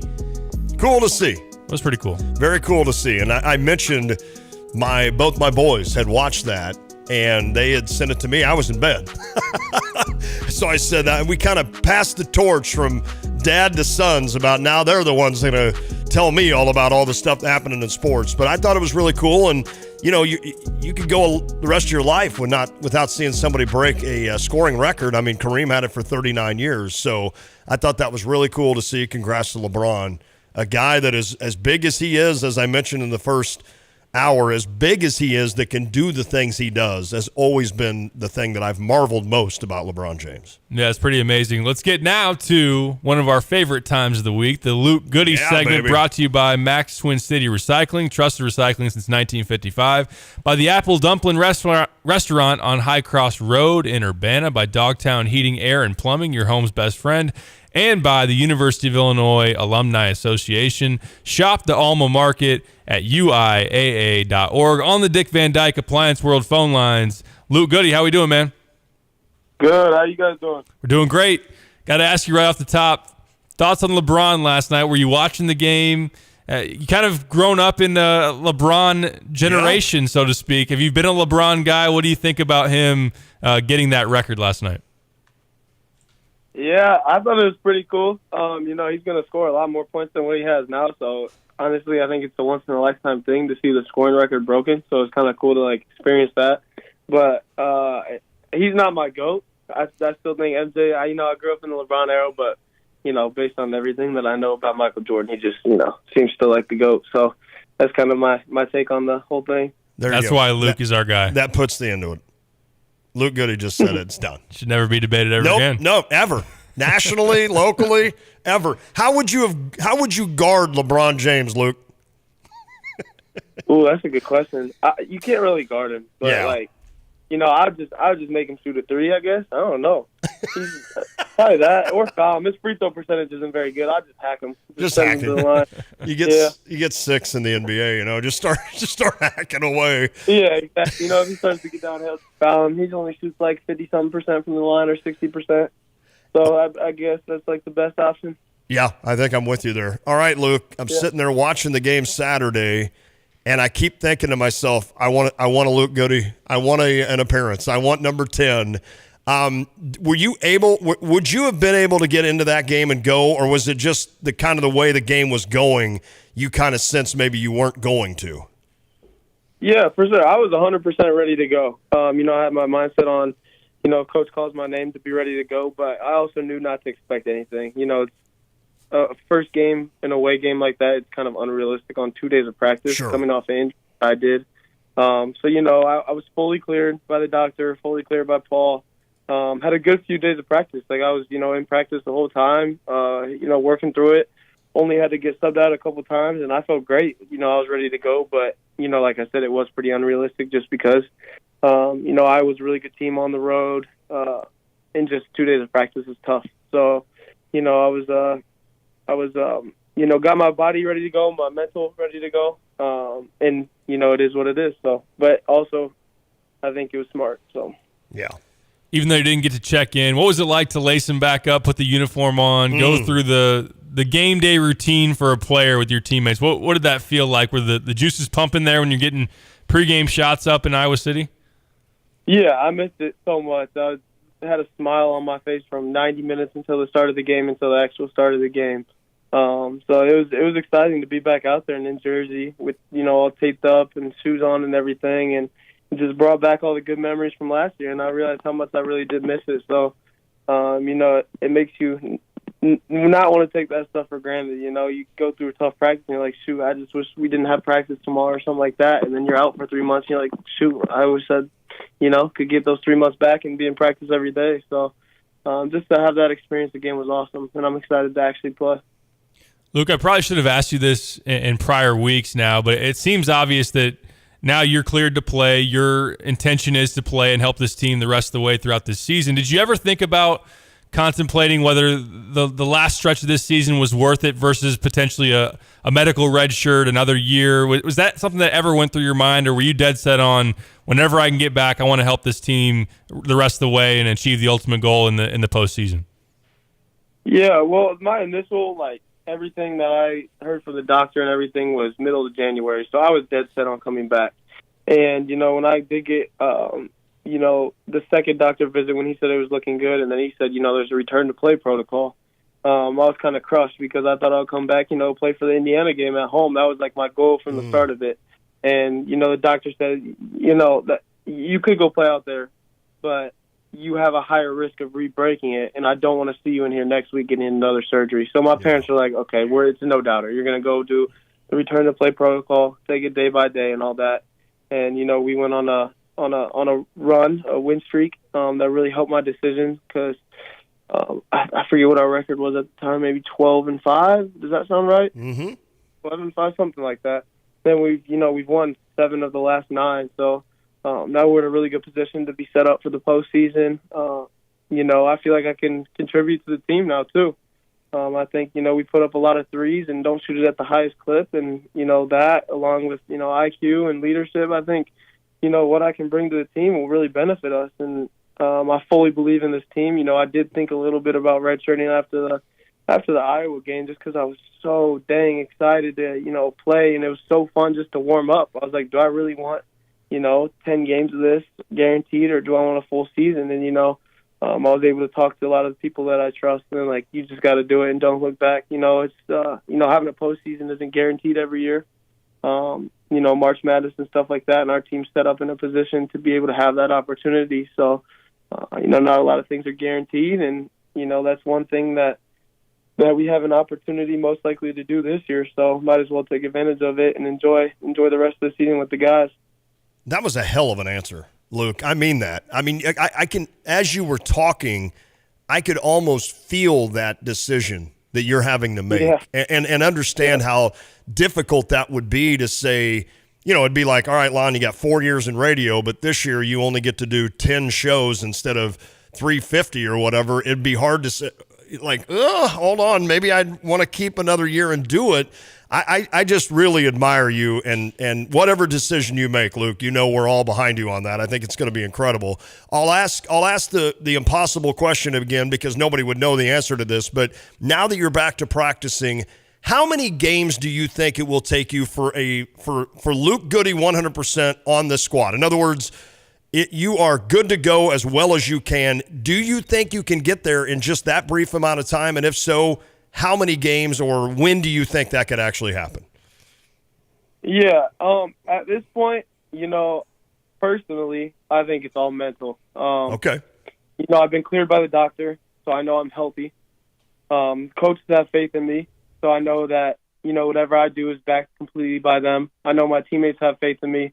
So now it's just on me, you know, having to have the mental strength to go out there and execute and do exactly what I know how to do. So, you know, I can sit here and tell you that there's not going to be any type of, you know, non-100% Luke Goody out there. I'm sure, you know, the first couple of games will be a little bit different. You know, 15 to 20,000 fans wherever we're playing at is going to be a little bit, you know, a little bit of a difference maker. But, you know, I'm confident in myself and I'm ready to go. I don't think people realize the amount of work you put in when you're actually hurt. I would honestly tell anybody being injured and doing the workouts and stuff like that is harder than actually practicing. And, you know, I was running every single day and doing all this stuff to get ready for this moment so I could set myself up in the best possible way to come back and contribute right away. So, you know, I'm just excited to get back out there. I'm sure there'll be a little bit of a learning curve and difference, but, you know, I'm confident enough to say that I'm going to be pretty much, you know, the Luke Goody that I know I can be. Luke, I'm sure there was probably a little bit of disappointment having Tuesday's game postponed against Minnesota. It seemed like it could have been a good opportunity for you to get in-game action in that one. Of course, you're going to make up that one later this month, but it does give a full week of practice for you guys to be able to work on some things. You get more practice time leading up to what will be your first appearance. So what's this week been like so far, and how have you kind of navigated what's been a kind of a thrown upon now a pivot of, well, we're not going to play the Minnesota game. We're instead going to have a week off. Yeah, I think it's a blessing in disguise for us. You know, we were going to go on another run where we didn't really have an off day. But, you know, now that the games didn't happen, we had an off day today, and we kind of get to just, you know, regroup and everything. For me, for sure, it was a blessing in disguise because I get, you know, those 3 extra days of practice without actually playing a game. So I can, you know, continue to work on my defense and rebounding and all the things that, you know, will take a little bit of time to come back. And then for the team, you know, we're going to have a really, really good Rutgers team in here Saturday. So giving us that extra time to prepare for them while not thinking about another team is huge. You know, so right when that Minnesota game got delayed, all of our, you know, mindsets and attention shifted to Rutgers, and having those extra 2 days, being able to watch the Indiana game against them and, you know, scout extra for them, I think is going to be huge. So I think, honestly, it was a blessing in disguise for, you know, a lot of different reasons. What do you think about that Rutgers team? Obviously, you have a number of guys back from last year, Mulcahy, McConnell, Morey inside. It's always a very hard-nosed, gritty team. You guys have had some good battles over the years. What do you think about this version of the Scarlet Knights?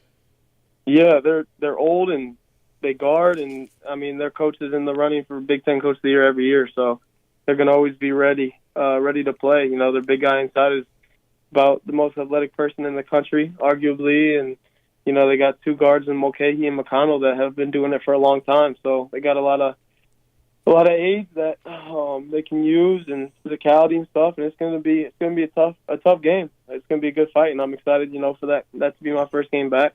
You know, play against guys like that. I think it's only going to make myself better, and I think it's a good test for our team, you know, heading into the postseason and towards the end of the month. When you play against a guy like Mulcahy, I'm not looking for, like, you know, bulletin board material here, but yeah, do you respect the way he plays, or do you hate him like we do?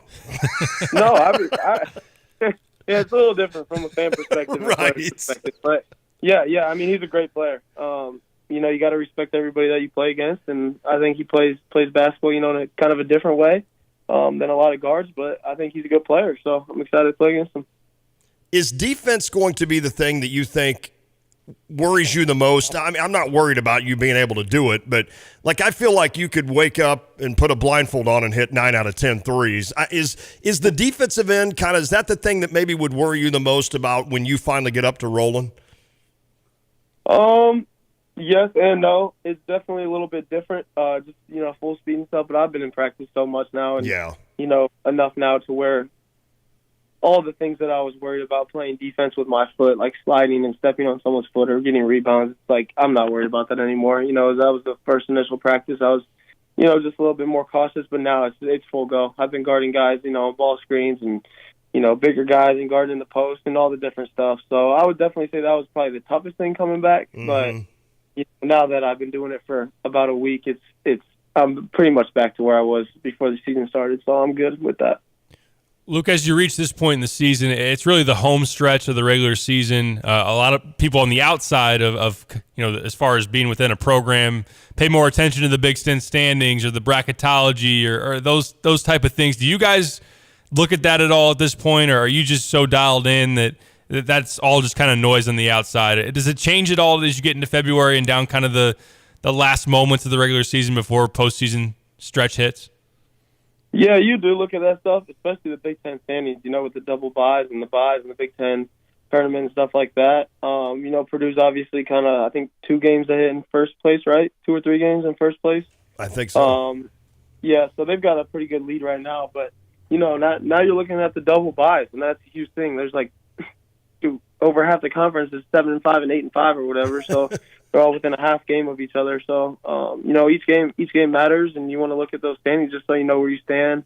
Bracketology, it is what it is. Nobody really knows until Selection Sunday, so it's not a huge thing, but it is fun to look at just to see, what kind of line you're looking at and stuff like that. Matchups really don't matter, but it's more just looking at kind of what seed you're looking at right now and, projections for the end of the year. So it all varies per person too. I'm sure I look at it more than others, and others look at it more than. But I do know that guys look at it. So.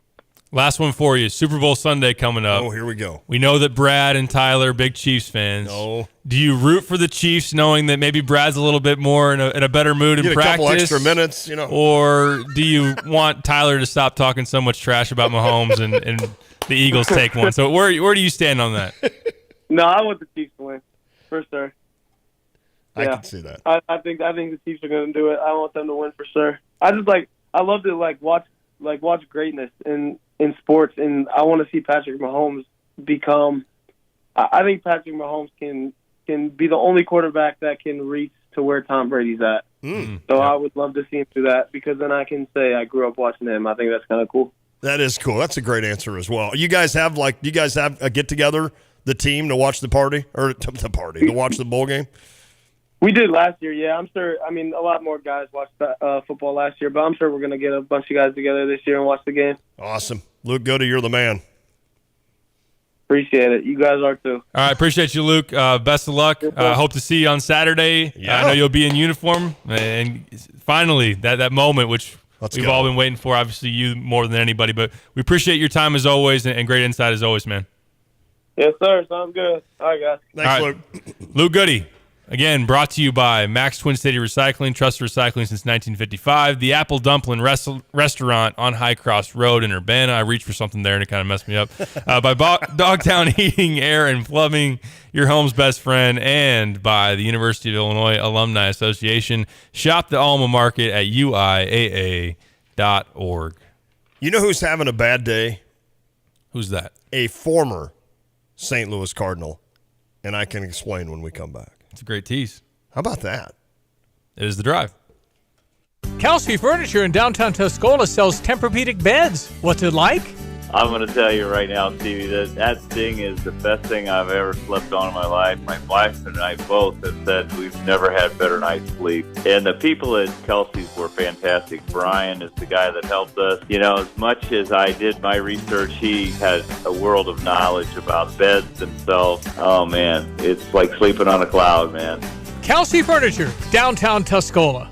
Looking for a custom design that stands out for your business? Wanting to get your vehicle wrapped but just don't know where to go? It's Aftershock Decals and Designs. From vehicle wraps to building designs, Aftershock creates designs that make heads turn. Heck, they wrap all of Land's heating, cooling, and plumbing trucks and vans. The one where Troy Lands is waving? That's Aftershock. Aftershock Decals and Designs. Heck, they also do signs, banners, even amazing coffee tumblers. Check them out at AftershockDD.com. I've got to clean out this garage. Let's see. What's the cheapest and easiest dumpster service in our area?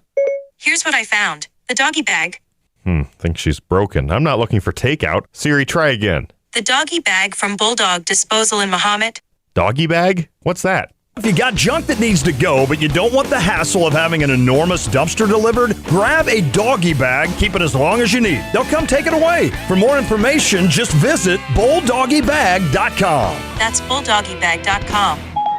Illini fans, your place to pregame is Pia's, with great drink specials and food before Illinois hits the basketball court at the State Farm Center.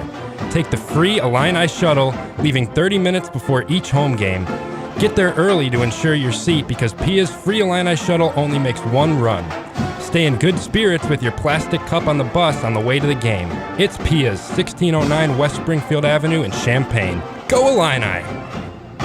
Hey, Lands Heating and Cooling here today to talk to you about rebates and incentives. Hey, at Lands, we've got $400 off a brand new system rebate. Ameren's got AC and heat bump rebates and up to $1,000 for qualifying systems. We've got 0% for 60 months on all qualifying Trane equipment.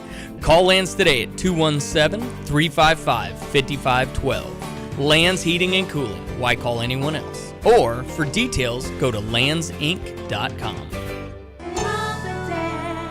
This is Eric Boland with Provident Financial Group. Unfortunately, there is no one-size-fits-all retirement plan. Finding the right plan for you depends on many factors. The good news is we can help improve your retirement readiness, whatever your situation. Contact us today at 217-366-3456 or find us online at providentfinancialgroupllc.com. Securities and advisory services offered through Commonwealth Financial Network, member FINRA, SIPC, a registered investment advisor. Hi, we're your Prairie Gardens plant experts. Let's talk about winter houseplant care. Two things you'll want to do is water less and stop fertilizing because houseplants go dormant in the winter or really slow down. And you'll also want to hold off on doing any repotting until March or so. It's also a good idea to move your houseplants to where they may get a bit more sun. Just make sure to keep them away from drafts and vents when you do move them. Come to Prairie Gardens. We are here to answer all your plant questions. Hey Illini fans, it's Max Kellerman. Catch Lon Tay and Derek Piper weekdays from 4 to 6 right here on ESPN Radio 93.5. Here's a look at local news. I'm Jim Miller. Decatur police investigating a deadly shooting. It happened at a home near 19th and Decatur Streets. They arrived at the home to see a man suffering from multiple gunshot wounds. He was transported to the hospital where he died. Police still searching for suspects connected to the shooting. Champaign Unit 4 School District tackling social economic segregation. Over the past months, district leaders heard comments from families about potential solutions. Members unable to discuss the matter before voting to protect the integrity of the process. According to the chief communications officer, the sentiment was heard time and time again from parents in the district. City of Champaign's updated the closure information for 2nd Street. Work was first scheduled to start this week. However, the date's been changed. Closure now is on Friday between the hours of 7 a and 5 p. The city advises everyone to use alternate routes to avoid this road closure. Again, be safe around the construction workers. You're up to date from the Stevie J Broadcasting Newsroom. I'm Jim Miller.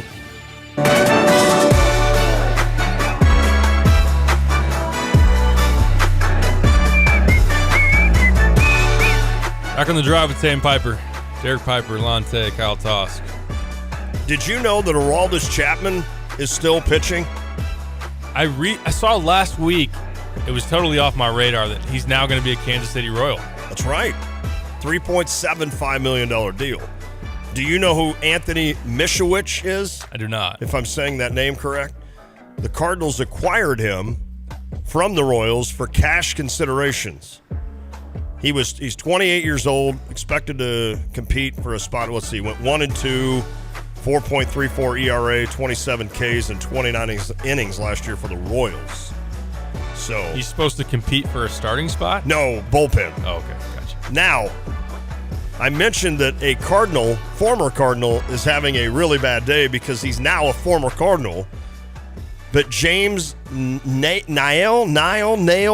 Nail. Yeah, it was Nail. I remember when he came up. Yeah, so he was from St. Louis. And he made his Cardinals debut last year. It was like a huge thing. It was like on a Saturday. His family was there. So today he's having his 30th birthday. He's not from St. Louis, but he's close around there, like Creve Coeur or something. Having his 30th birthday today, and he finds the news that he's no longer on the 40-man roster. He's been replaced by Anthony Misiewicz. So on your 30th birthday, you find out you get... I feel bad for the guy. Did he get released, or is it just now he's in the minors again? Probably on the minors, yeah. To make room on the 40-man roster, St. Louis designated, right? Oh, no, he got designated for assignment. Oh, so then you're just kind of marooned, so to speak. Happy birthday to you. You're cut. Get a call from That's Mo. terrible. Get a call from Mo. Just think that, oh, you remember it's my birthday, man. They must really value me in this organization. You think Mo or somebody is like, oh, God, we could have maybe waited one day. Maybe we could have waited one day for that. Hey, so we were talking about Louisville basketball at the break. You and Kyle and I. Louisville has won 3 games all season. All year. They're 3-21. Now, Illinois had their worst record ever, right? Was that like 3 years ago? They took their most losses in a season. Yeah. That would have been 4 years ago, I believe. They were like 12-21 or something. They had like 21 losses. You remember how just nuclear it got around here on how we could not handle it. And for rightfully so. We just could not handle that despair of only winning 12 games. That was 12-21. Can you imagine winning 3 games in a season? Like, honestly, I can't picture Illinois only winning 3 games in a season. What the hell happened to Louisville Cardinals basketball? Are they now a baseball university? I think they always have been. Maybe. I mean, wow. It's dire straits there. 3 wins. And this is Kenny Payne's first year. Yeah. I don't know Pretty that brutal. I've ever seen a team that I wouldn't call Louisville a blue blood, right? I mean, they're probably a step below. Yeah, a step below. I think like Illinois, I feel like is a step below. They've never won that national title, that elusive national title. But I just can't imagine like how far they have fallen to where you would only win 3 games in a season. What were the depths of the Indiana post Sampson? Like, it was pretty bad. Tom Crean. It wasn't winning only 3 games. It might have been like 6. I'm trying to do this for my own memory. Yeah, that was some because that was pretty. Because didn't Verdell Jones play on a lot of those teams? But then, really like bad teams. Near the end of his senior year, he helped kind of bring them some respectability. Like, in other words, I'm not bashing Verdell. He just happened to get there at the wrong time. I believe so. Tom Crean's first year at Indiana, they were 6-25. Holy cow! They went 1-17 in the Big Ten, and I believe that would have been Verdell Jones's freshman year. So by the time he was a senior, they went 27-9 and reached the Sweet 16. That's awesome. What a college career for Verdell Jones. Hey, it's fairly eventful. You're going to win 6 games your first year, but you're going to be in the Sweet 16 your final year. They went from Tom Crean's first 3 years, 6 wins, 10 wins, 12 wins. That's kind of like the Beckman 2 wins, 4 wins, 6 wins, Mr. Harry Black. I think that's a pun for you. Oh, I think definitely that. But yeah, Indiana in that terrible season after the sanctions, Kelvin Sampson leaves, and pretty much their whole roster was blown up. Ugh. They won twice as many games as what Louisville currently has at 3-21. Right. That's unbelievable. The ACC, man, not very good. Yeah, what has happened to the ACC? You have North Carolina, who lost last night at Wake. They're now considered a legit bubble team. They've gone from being preseason top 5 in the country, a team that played in the national title game last year, added Pete Nance. Now, they lost Brady Manick, which was a big deal, but they went out and got Pete Nance and then returned 4 of their starters. And they're sitting there at 15-9, 7-6 in the ACC, a pretty weak ACC. So they're considered a bubble team. Duke just lost by 20 for the second time this season. I know there was a stat on ESPN that said it's like the first time in 40 years that Duke has taken 2 losses by 20 plus in the same year since the 80s. That's hard to believe. So Duke's not very good. They're sitting there 17-7, 8-5. Virginia's having a good season, 18-4, 10-3. But then the Pitt Panthers. The names after that, as far as a 3-way tie in first place in the ACC, Virginia, Pitt, and Clemson, just as we all thought. I mean, that like Notre Dame is 2-10. They're bad. They're very bad. And what's sad is like Louisville might not be the worst team in the ACC. Yeah, I think they are. Yeah, you're right. Georgia Tech also 1-12. I mean, Syracuse is bad. Florida State, who we always said they were automatic in the Sweet 16 every year. Wake has had some decent seasons. Virginia Tech's had some decent squads. Man. They're 4-8 in that league. That is weird. That's a weird combination of what's happening there. And like you said, with Clemson and Pittsburgh tied with Virginia atop the ACC. It's weird. You could have given me 9 tries to coming into today. If you said, "All right, Lon, I'll give you 9 teams to guess who's tied for first," I know I wouldn't have said Pittsburgh. Maybe I would have gotten to Clemson, but I don't know.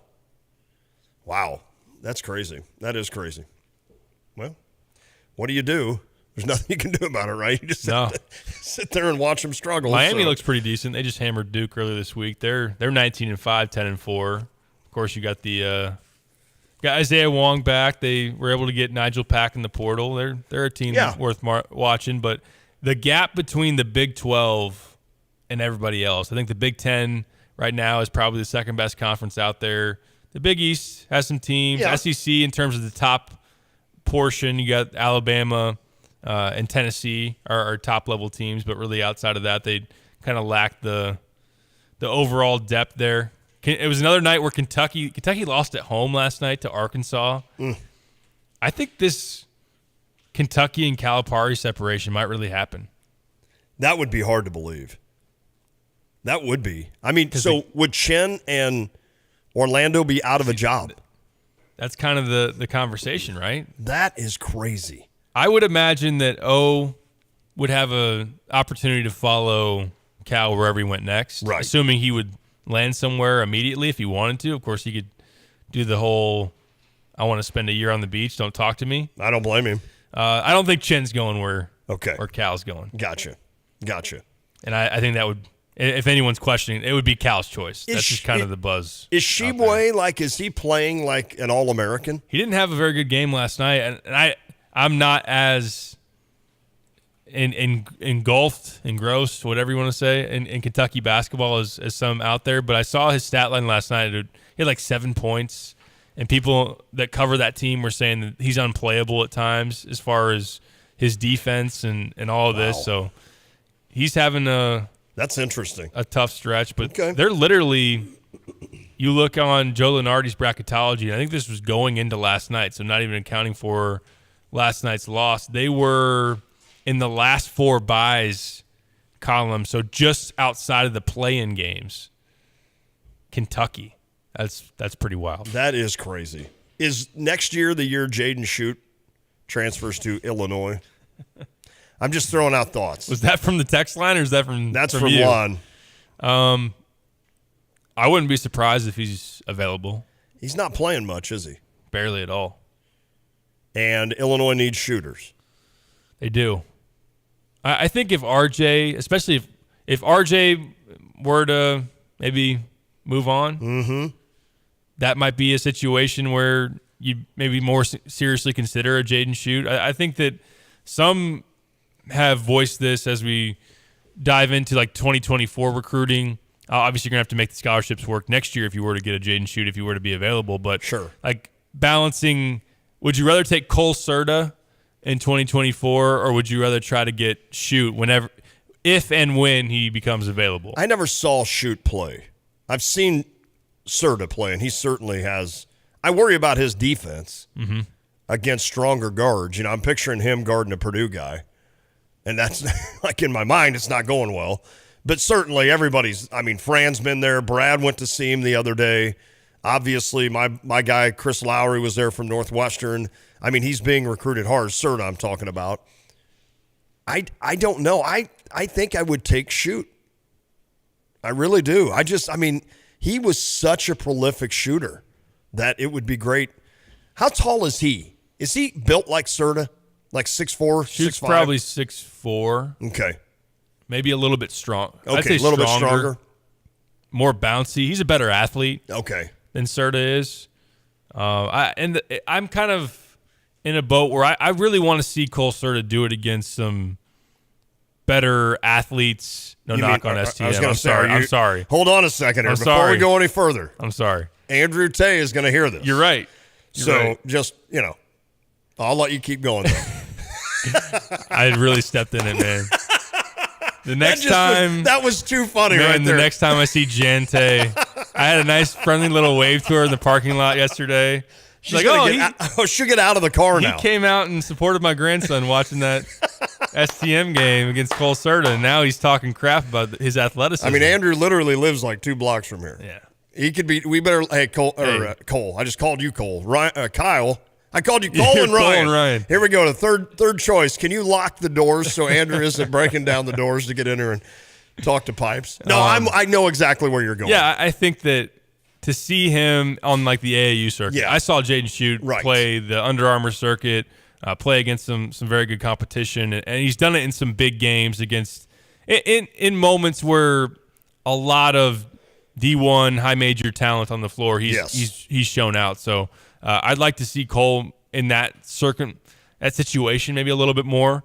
Of course, if you're Illinois, you're probably trying to figure out, do we try to shut this down early because Iowa's coming on, Wisconsin's coming on, Northwestern's in there, Penn State's in there, or can you slow play it a little bit and try to continue to further that evaluation? So it's an interesting choice. I right now would put Schutt higher in the pecking order if I were to make that decision, but of course we don't know for sure if Jaden Schutt's actually going to be available or not. And that said, I'd be fine with Cole Serta.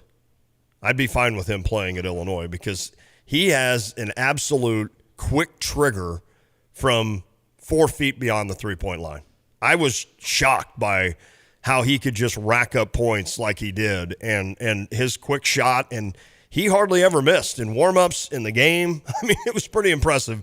And I know I talked to George LaFay, who's an assistant there, that night, and he's like, ironically, Lon, he probably had 4 or 5 of his best looks of the year tonight, and they just didn't drop early in that game. That's when Andrew was dominating him, scoring 8 at half, and Serta only had 7. I'm like, where's my kid's D1 scholarship? Hey, Brad. So, but then Serta ended up scoring like 20-some more to Andrew's 5, I think. So that kind of changed a little bit. But no, I told Andrew, I was like, if you would have taken as many shots as Cole did, you guys probably would have won. Would have had a chance. So knocked down 3 threes. I like Serta's game, though. I do too. He's got the ability to shoot it well beyond the arc. Like you said, he's got a quick release. Big time. And I was impressed with his ability to kind of create his own shot. Like, I think off the dribble, I agree. He can shoot it off the bounce, where sometimes guys are strictly catch and shoot guys, got to serve it up to him, and they don't really shoot it all that well off the move. I thought he did some good things off the dribble. And as he continues to add strength and develop his body, he's someone that's got, obviously, Big Ten high major upside. It's amazing, though, how you can just see someone, like, there are a lot of good athletes. Like, I feel like Andrew's a pretty good athlete, right? But Serta he can just easily go up and dunk the ball like it's nothing. Ty Pence, same way. And it's just amazing that those guys, like, from being 6'2" to 6'4", how that makes a difference as well. If you're 6'4", 6'5", now you're starting to really get looks, by bigger schools. So it's just amazing when you see it in person and see how that works. Hey, I pulled up bracketology here, and I was going to look through some of these. I know, again, we always laugh at this. Like, it's more for where teams are seated right now, not who they're playing, because that could change 100 different times. But I was going to kind of look through this to see some of these Big Ten teams and get your thoughts. I know we went last week, we kind of did an exercise where we talked about if the best thing happened, like if everything went right, how far could teams go? And I think a lot of the teams that we talked about in the Big Ten, we kind of had their limit at Sweet 16, right? I mean, like, that's everything goes right. It all still ends probably at the Sweet 16, but it is kind of interesting to look through this. By the way, Missouri is an 8 seed. Let's start in the West. I'm going to ask you a couple. So you've got Missouri against Northwestern. They have Northwestern in as a 9 seed. Does Northwestern end up making it into the NCAA tournament? Oh, man. They really needed that game in Wisconsin, which they got it, but they still have such a daunting stretch coming up afterwards. They have some quality wins. The more that Indiana and Illinois both climb as far as their status in the Big Ten and just overall, that's going to help Northwestern because they won at Indiana. They're the only team that have gone to Bloomington and won this year. That's a great win. And then to beat Illinois there in Evanston. But Northwestern coming up, They have, at Ohio State, not as tough as it would have been thought a month ago. I don't know if that sentence makes sense, but I just did it. Purdue at home, Indiana at home, Iowa at home, at Illinois, at Maryland. Yikes. Penn State at home, at Rutgers. Like, they have a gauntlet. They're not making it. To finish. So probably not. That's wow. That's got to be the hardest schedule down the stretch in the Big Ten. All right, how about... I don't think they'd beat Missouri. Okay. I said before the show we could kind of play the fun exercise of looking at the bracketology and kind of dive into it and actually say, let's do the matchups, even though we know they're not real. But it's kind of fun to do. I think Missouri would beat them. Okay. Missouri's better than them. I do too. All right, in that same West region, Indiana, 5 seed, against number 12 Drake. Oh, you're the Valley expert. I would not want to mess with Drake. They are starting to play their best basketball of the year. They've got DeVries back. He's healthy again. This is a loaded team that has, and what I mean by loaded is they're experienced. I think Drake is the team I don't want to see opposite Illinois, especially in this NCAA tournament. They're going to get that 11 or 12 seed, and they are going to be one of those teams that just absolutely punishes you. Now that said, I can't see Drake beating Indiana. I just can't. There's just another level with Trace Jackson Davis of athleticism in my mind. But you talk about just that prototypical Missouri Valley kind of team that is experienced. They've played together.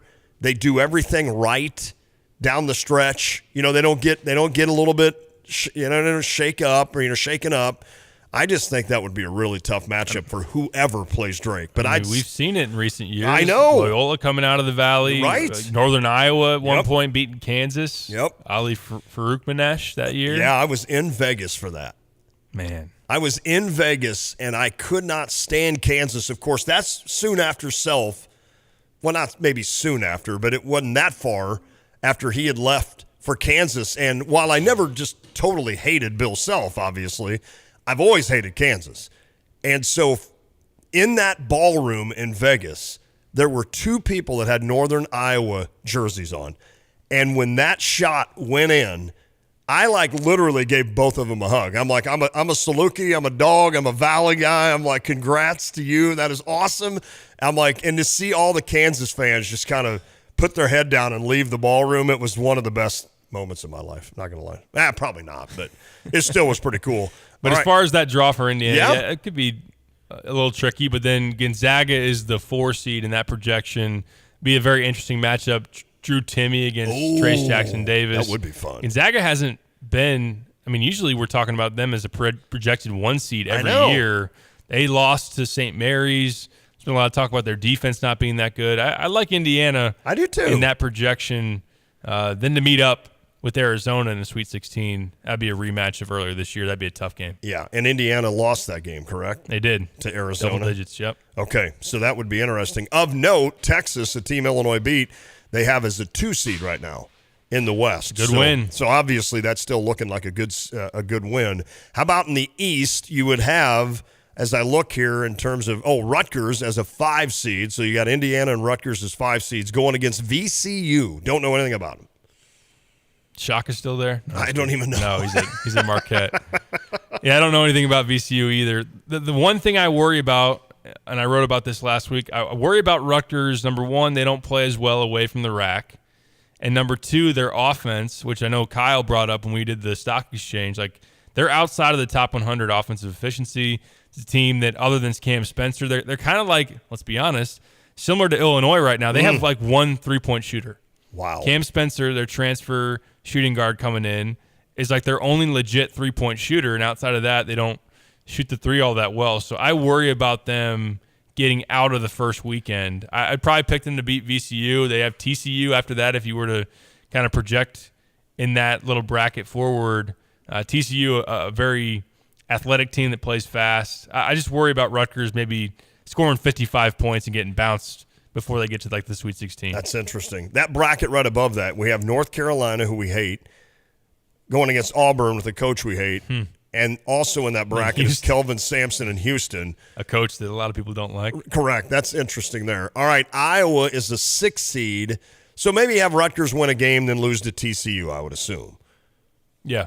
Okay. Iowa's a 6 against Arkansas. That seems like a 138 to 135 game. Absolutely. Whoever has the ball last wins the game. Kind of one of those. Yep. I don't know who to pick out of that one. Wow. And then you'd play Baylor probably. I would pick Baylor over any of those. I think Baylor's really surging here recently. They finally got my guy back, Chamwa Chachawa. Oh yeah, he's still there. Yeah. Okay. He had went out season-ending injury late last season. He's finally back. Chachawa. They're starting to click. They had Jalen Bridges, a transfer from West Virginia, came in, was really underwhelming early. He started to play well. And then they just got a three-headed monster at guard with L.J. Cryer, Adam Flagler, and Keontae George, who's projected high first-round pick. So it's been a year where Baylor hasn't gotten a whole lot of national headlines. Right. But I feel like they're trending in the right direction going towards postseason play. Okay. Now, in the Midwest, you would have Maryland as a 7 seed. That's about right. Against New Mexico and then running into Kansas. You know who coaches at New Mexico? Is it Alford? It's he used Richard Pitino. Oh, the former Minnesota guy. I believe, if I'm correct. Alford at Nevada.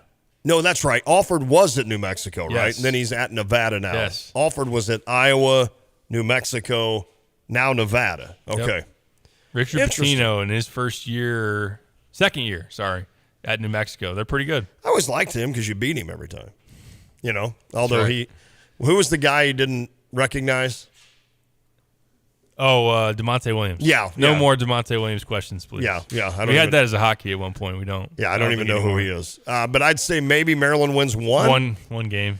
Okay, in that same – how about this for in the Midwest? Michigan State a 9 against Pittsburgh, who's winning the ACC, or at least tied for first, and then you would play Alabama. That sounds like the Pinstripe Bowl.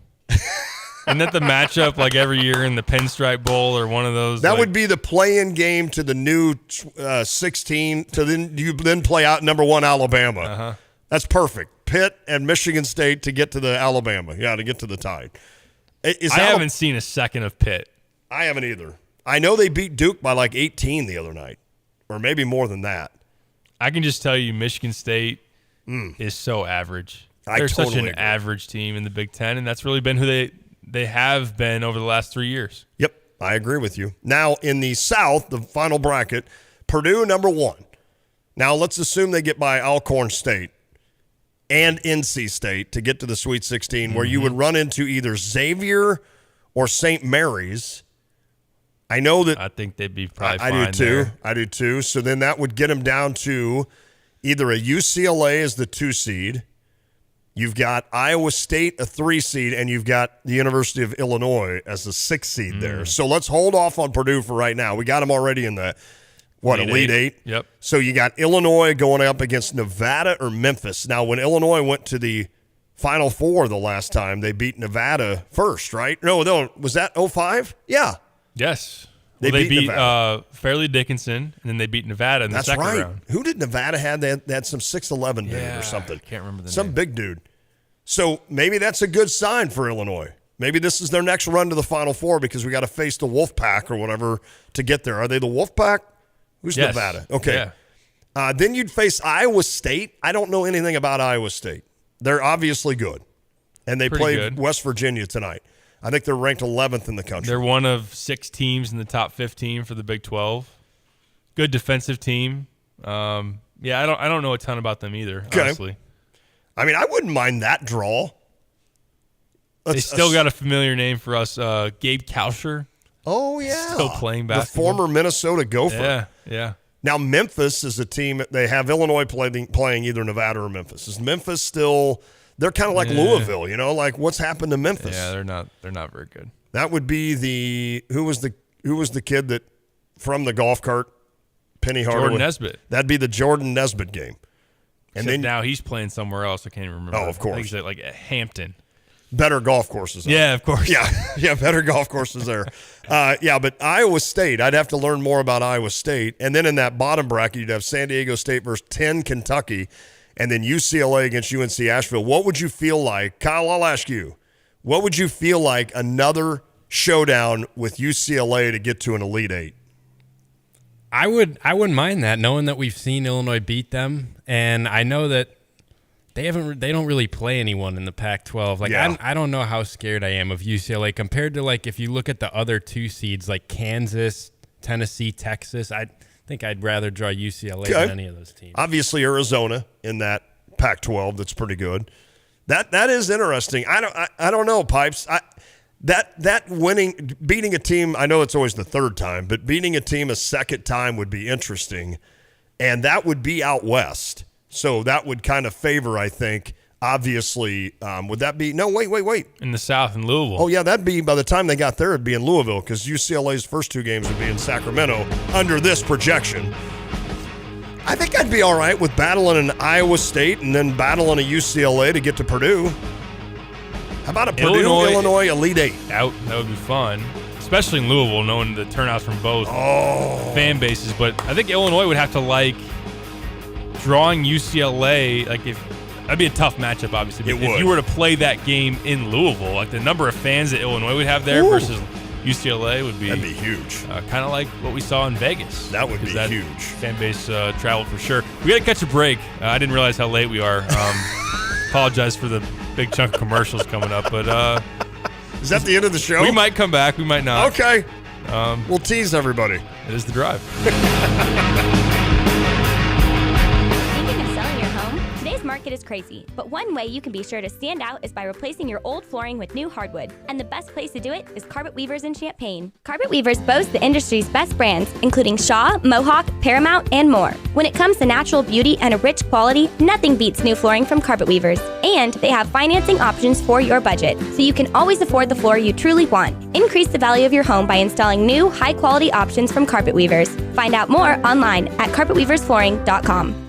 BMW, Buick, GMC, Honda, and Subaru. Welcome to Sarah Champagne. We can handle all your car repairs on site, including paintless dent repair, bumpers, windshields, everything in between. We have an amazing selection of new or pre-owned vehicles to choose from. Shop from home and buy online or reserve your vehicle before it hits our website or dealership. Sarah Champagne is home of the Sarah One Price Promise, delivering an honest and transparent buying experience. Hurry in or shop online at sarahchampagne.com. Jets Pizza with 2 locations to serve you fast and delicious pizza, wings, Jets bread, boats, or salads. Conveniently located at Round Barn and their newly renovated location at Neal and Green. If you're having friends over to watch football or Illini games, why not put out a crowd-pleasing spread with Jets? Jets Pizza is looking to hire motivated people if you're looking for a lucrative side hustle with great perks. Order online and check out the menu at jetspizza.com. Everybody loves Jets.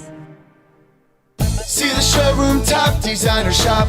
Flooring Surface is your first stop. Amazing selection, price, and style on hardwoods, laminates, carpet, and tile. Low prices on high fashion. Step up the flooring that gets a wow reaction. See the showroom top designer shop. Flooring Surface is your first stop. Flooring Surface is your first stop. Flooring Surfaces now offers beautiful window fashions. Our interior design team will custom fit shade, shutters, and blinds to any size opening. Visit the showroom to see the latest fashions from Graber and Hunter Douglas, or request an in-home consultation. Whether it's floors or windows, Flooring Surfaces has you covered. See us today at 401 Mercury Drive in Champaign. See the showroom top designer shop. Flooring Surface is your first stop. Flooring Surface is your first stop. During challenging times, family and health come first. This is Starla Carr with Provident Financial Group. Many of us have spent the past year feeling a little bit out of control. There are steps you can take to help plan for a better financial future. Now is the time to take action and create a financial plan that's right for you. Contact us today at 217-366-3456 or find us online at providentfinancialgroupllc.com. Securities and advisory services offered through Commonwealth Financial Network, member FINRA, SIPC, a registered investment advisor. Don't miss your chance to cheer on Fighting Illini basketball this season. Deafening hit here, 15,000, another sellout. We need all of Illini Nation to help us defend State Farm Center. Shannon, hello! Slam dunk. Great seat locations are still available for you to see Illinois basketball live this season. And the celebration is on! Get your tickets today at fightingillini.com. I've got to clean out this garage. Let's see. What's the cheapest and easiest dumpster service in our area? Here's what I found. The doggy bag. Think she's broken. I'm not looking for takeout. Siri, try again. The doggy bag from Bulldog Disposal in Mahomet. Doggy bag? What's that? If you got junk that needs to go, but you don't want the hassle of having an enormous dumpster delivered, grab a doggy bag, keep it as long as you need. They'll come take it away. For more information, just visit BulldoggyBag.com. That's BulldoggyBag.com. Winter is in full swing, and at Dogtown Heating, Air, and Plumbing, they want to help you upgrade and save. When you buy a Lennox home comfort system, you get a choice. Decide between a free water heater or a $500 Visa gift card. No qualifications necessary, and 0% financing is available. Give Dogtown a call today at 217-841-4728. Schedule a free in-home consultation and take advantage of this great sale. Dogtown Heating, Air, and Plumbing, your home's best friend. Think warm thoughts and get your summer swimming season lined up now. Purchase your membership for a special discount. Also, 5-punch and 10-punch admission passes as you buy your memberships in person or at the Urbana Indoor Aquatic Center or Phillips Recreation Center. The pool opens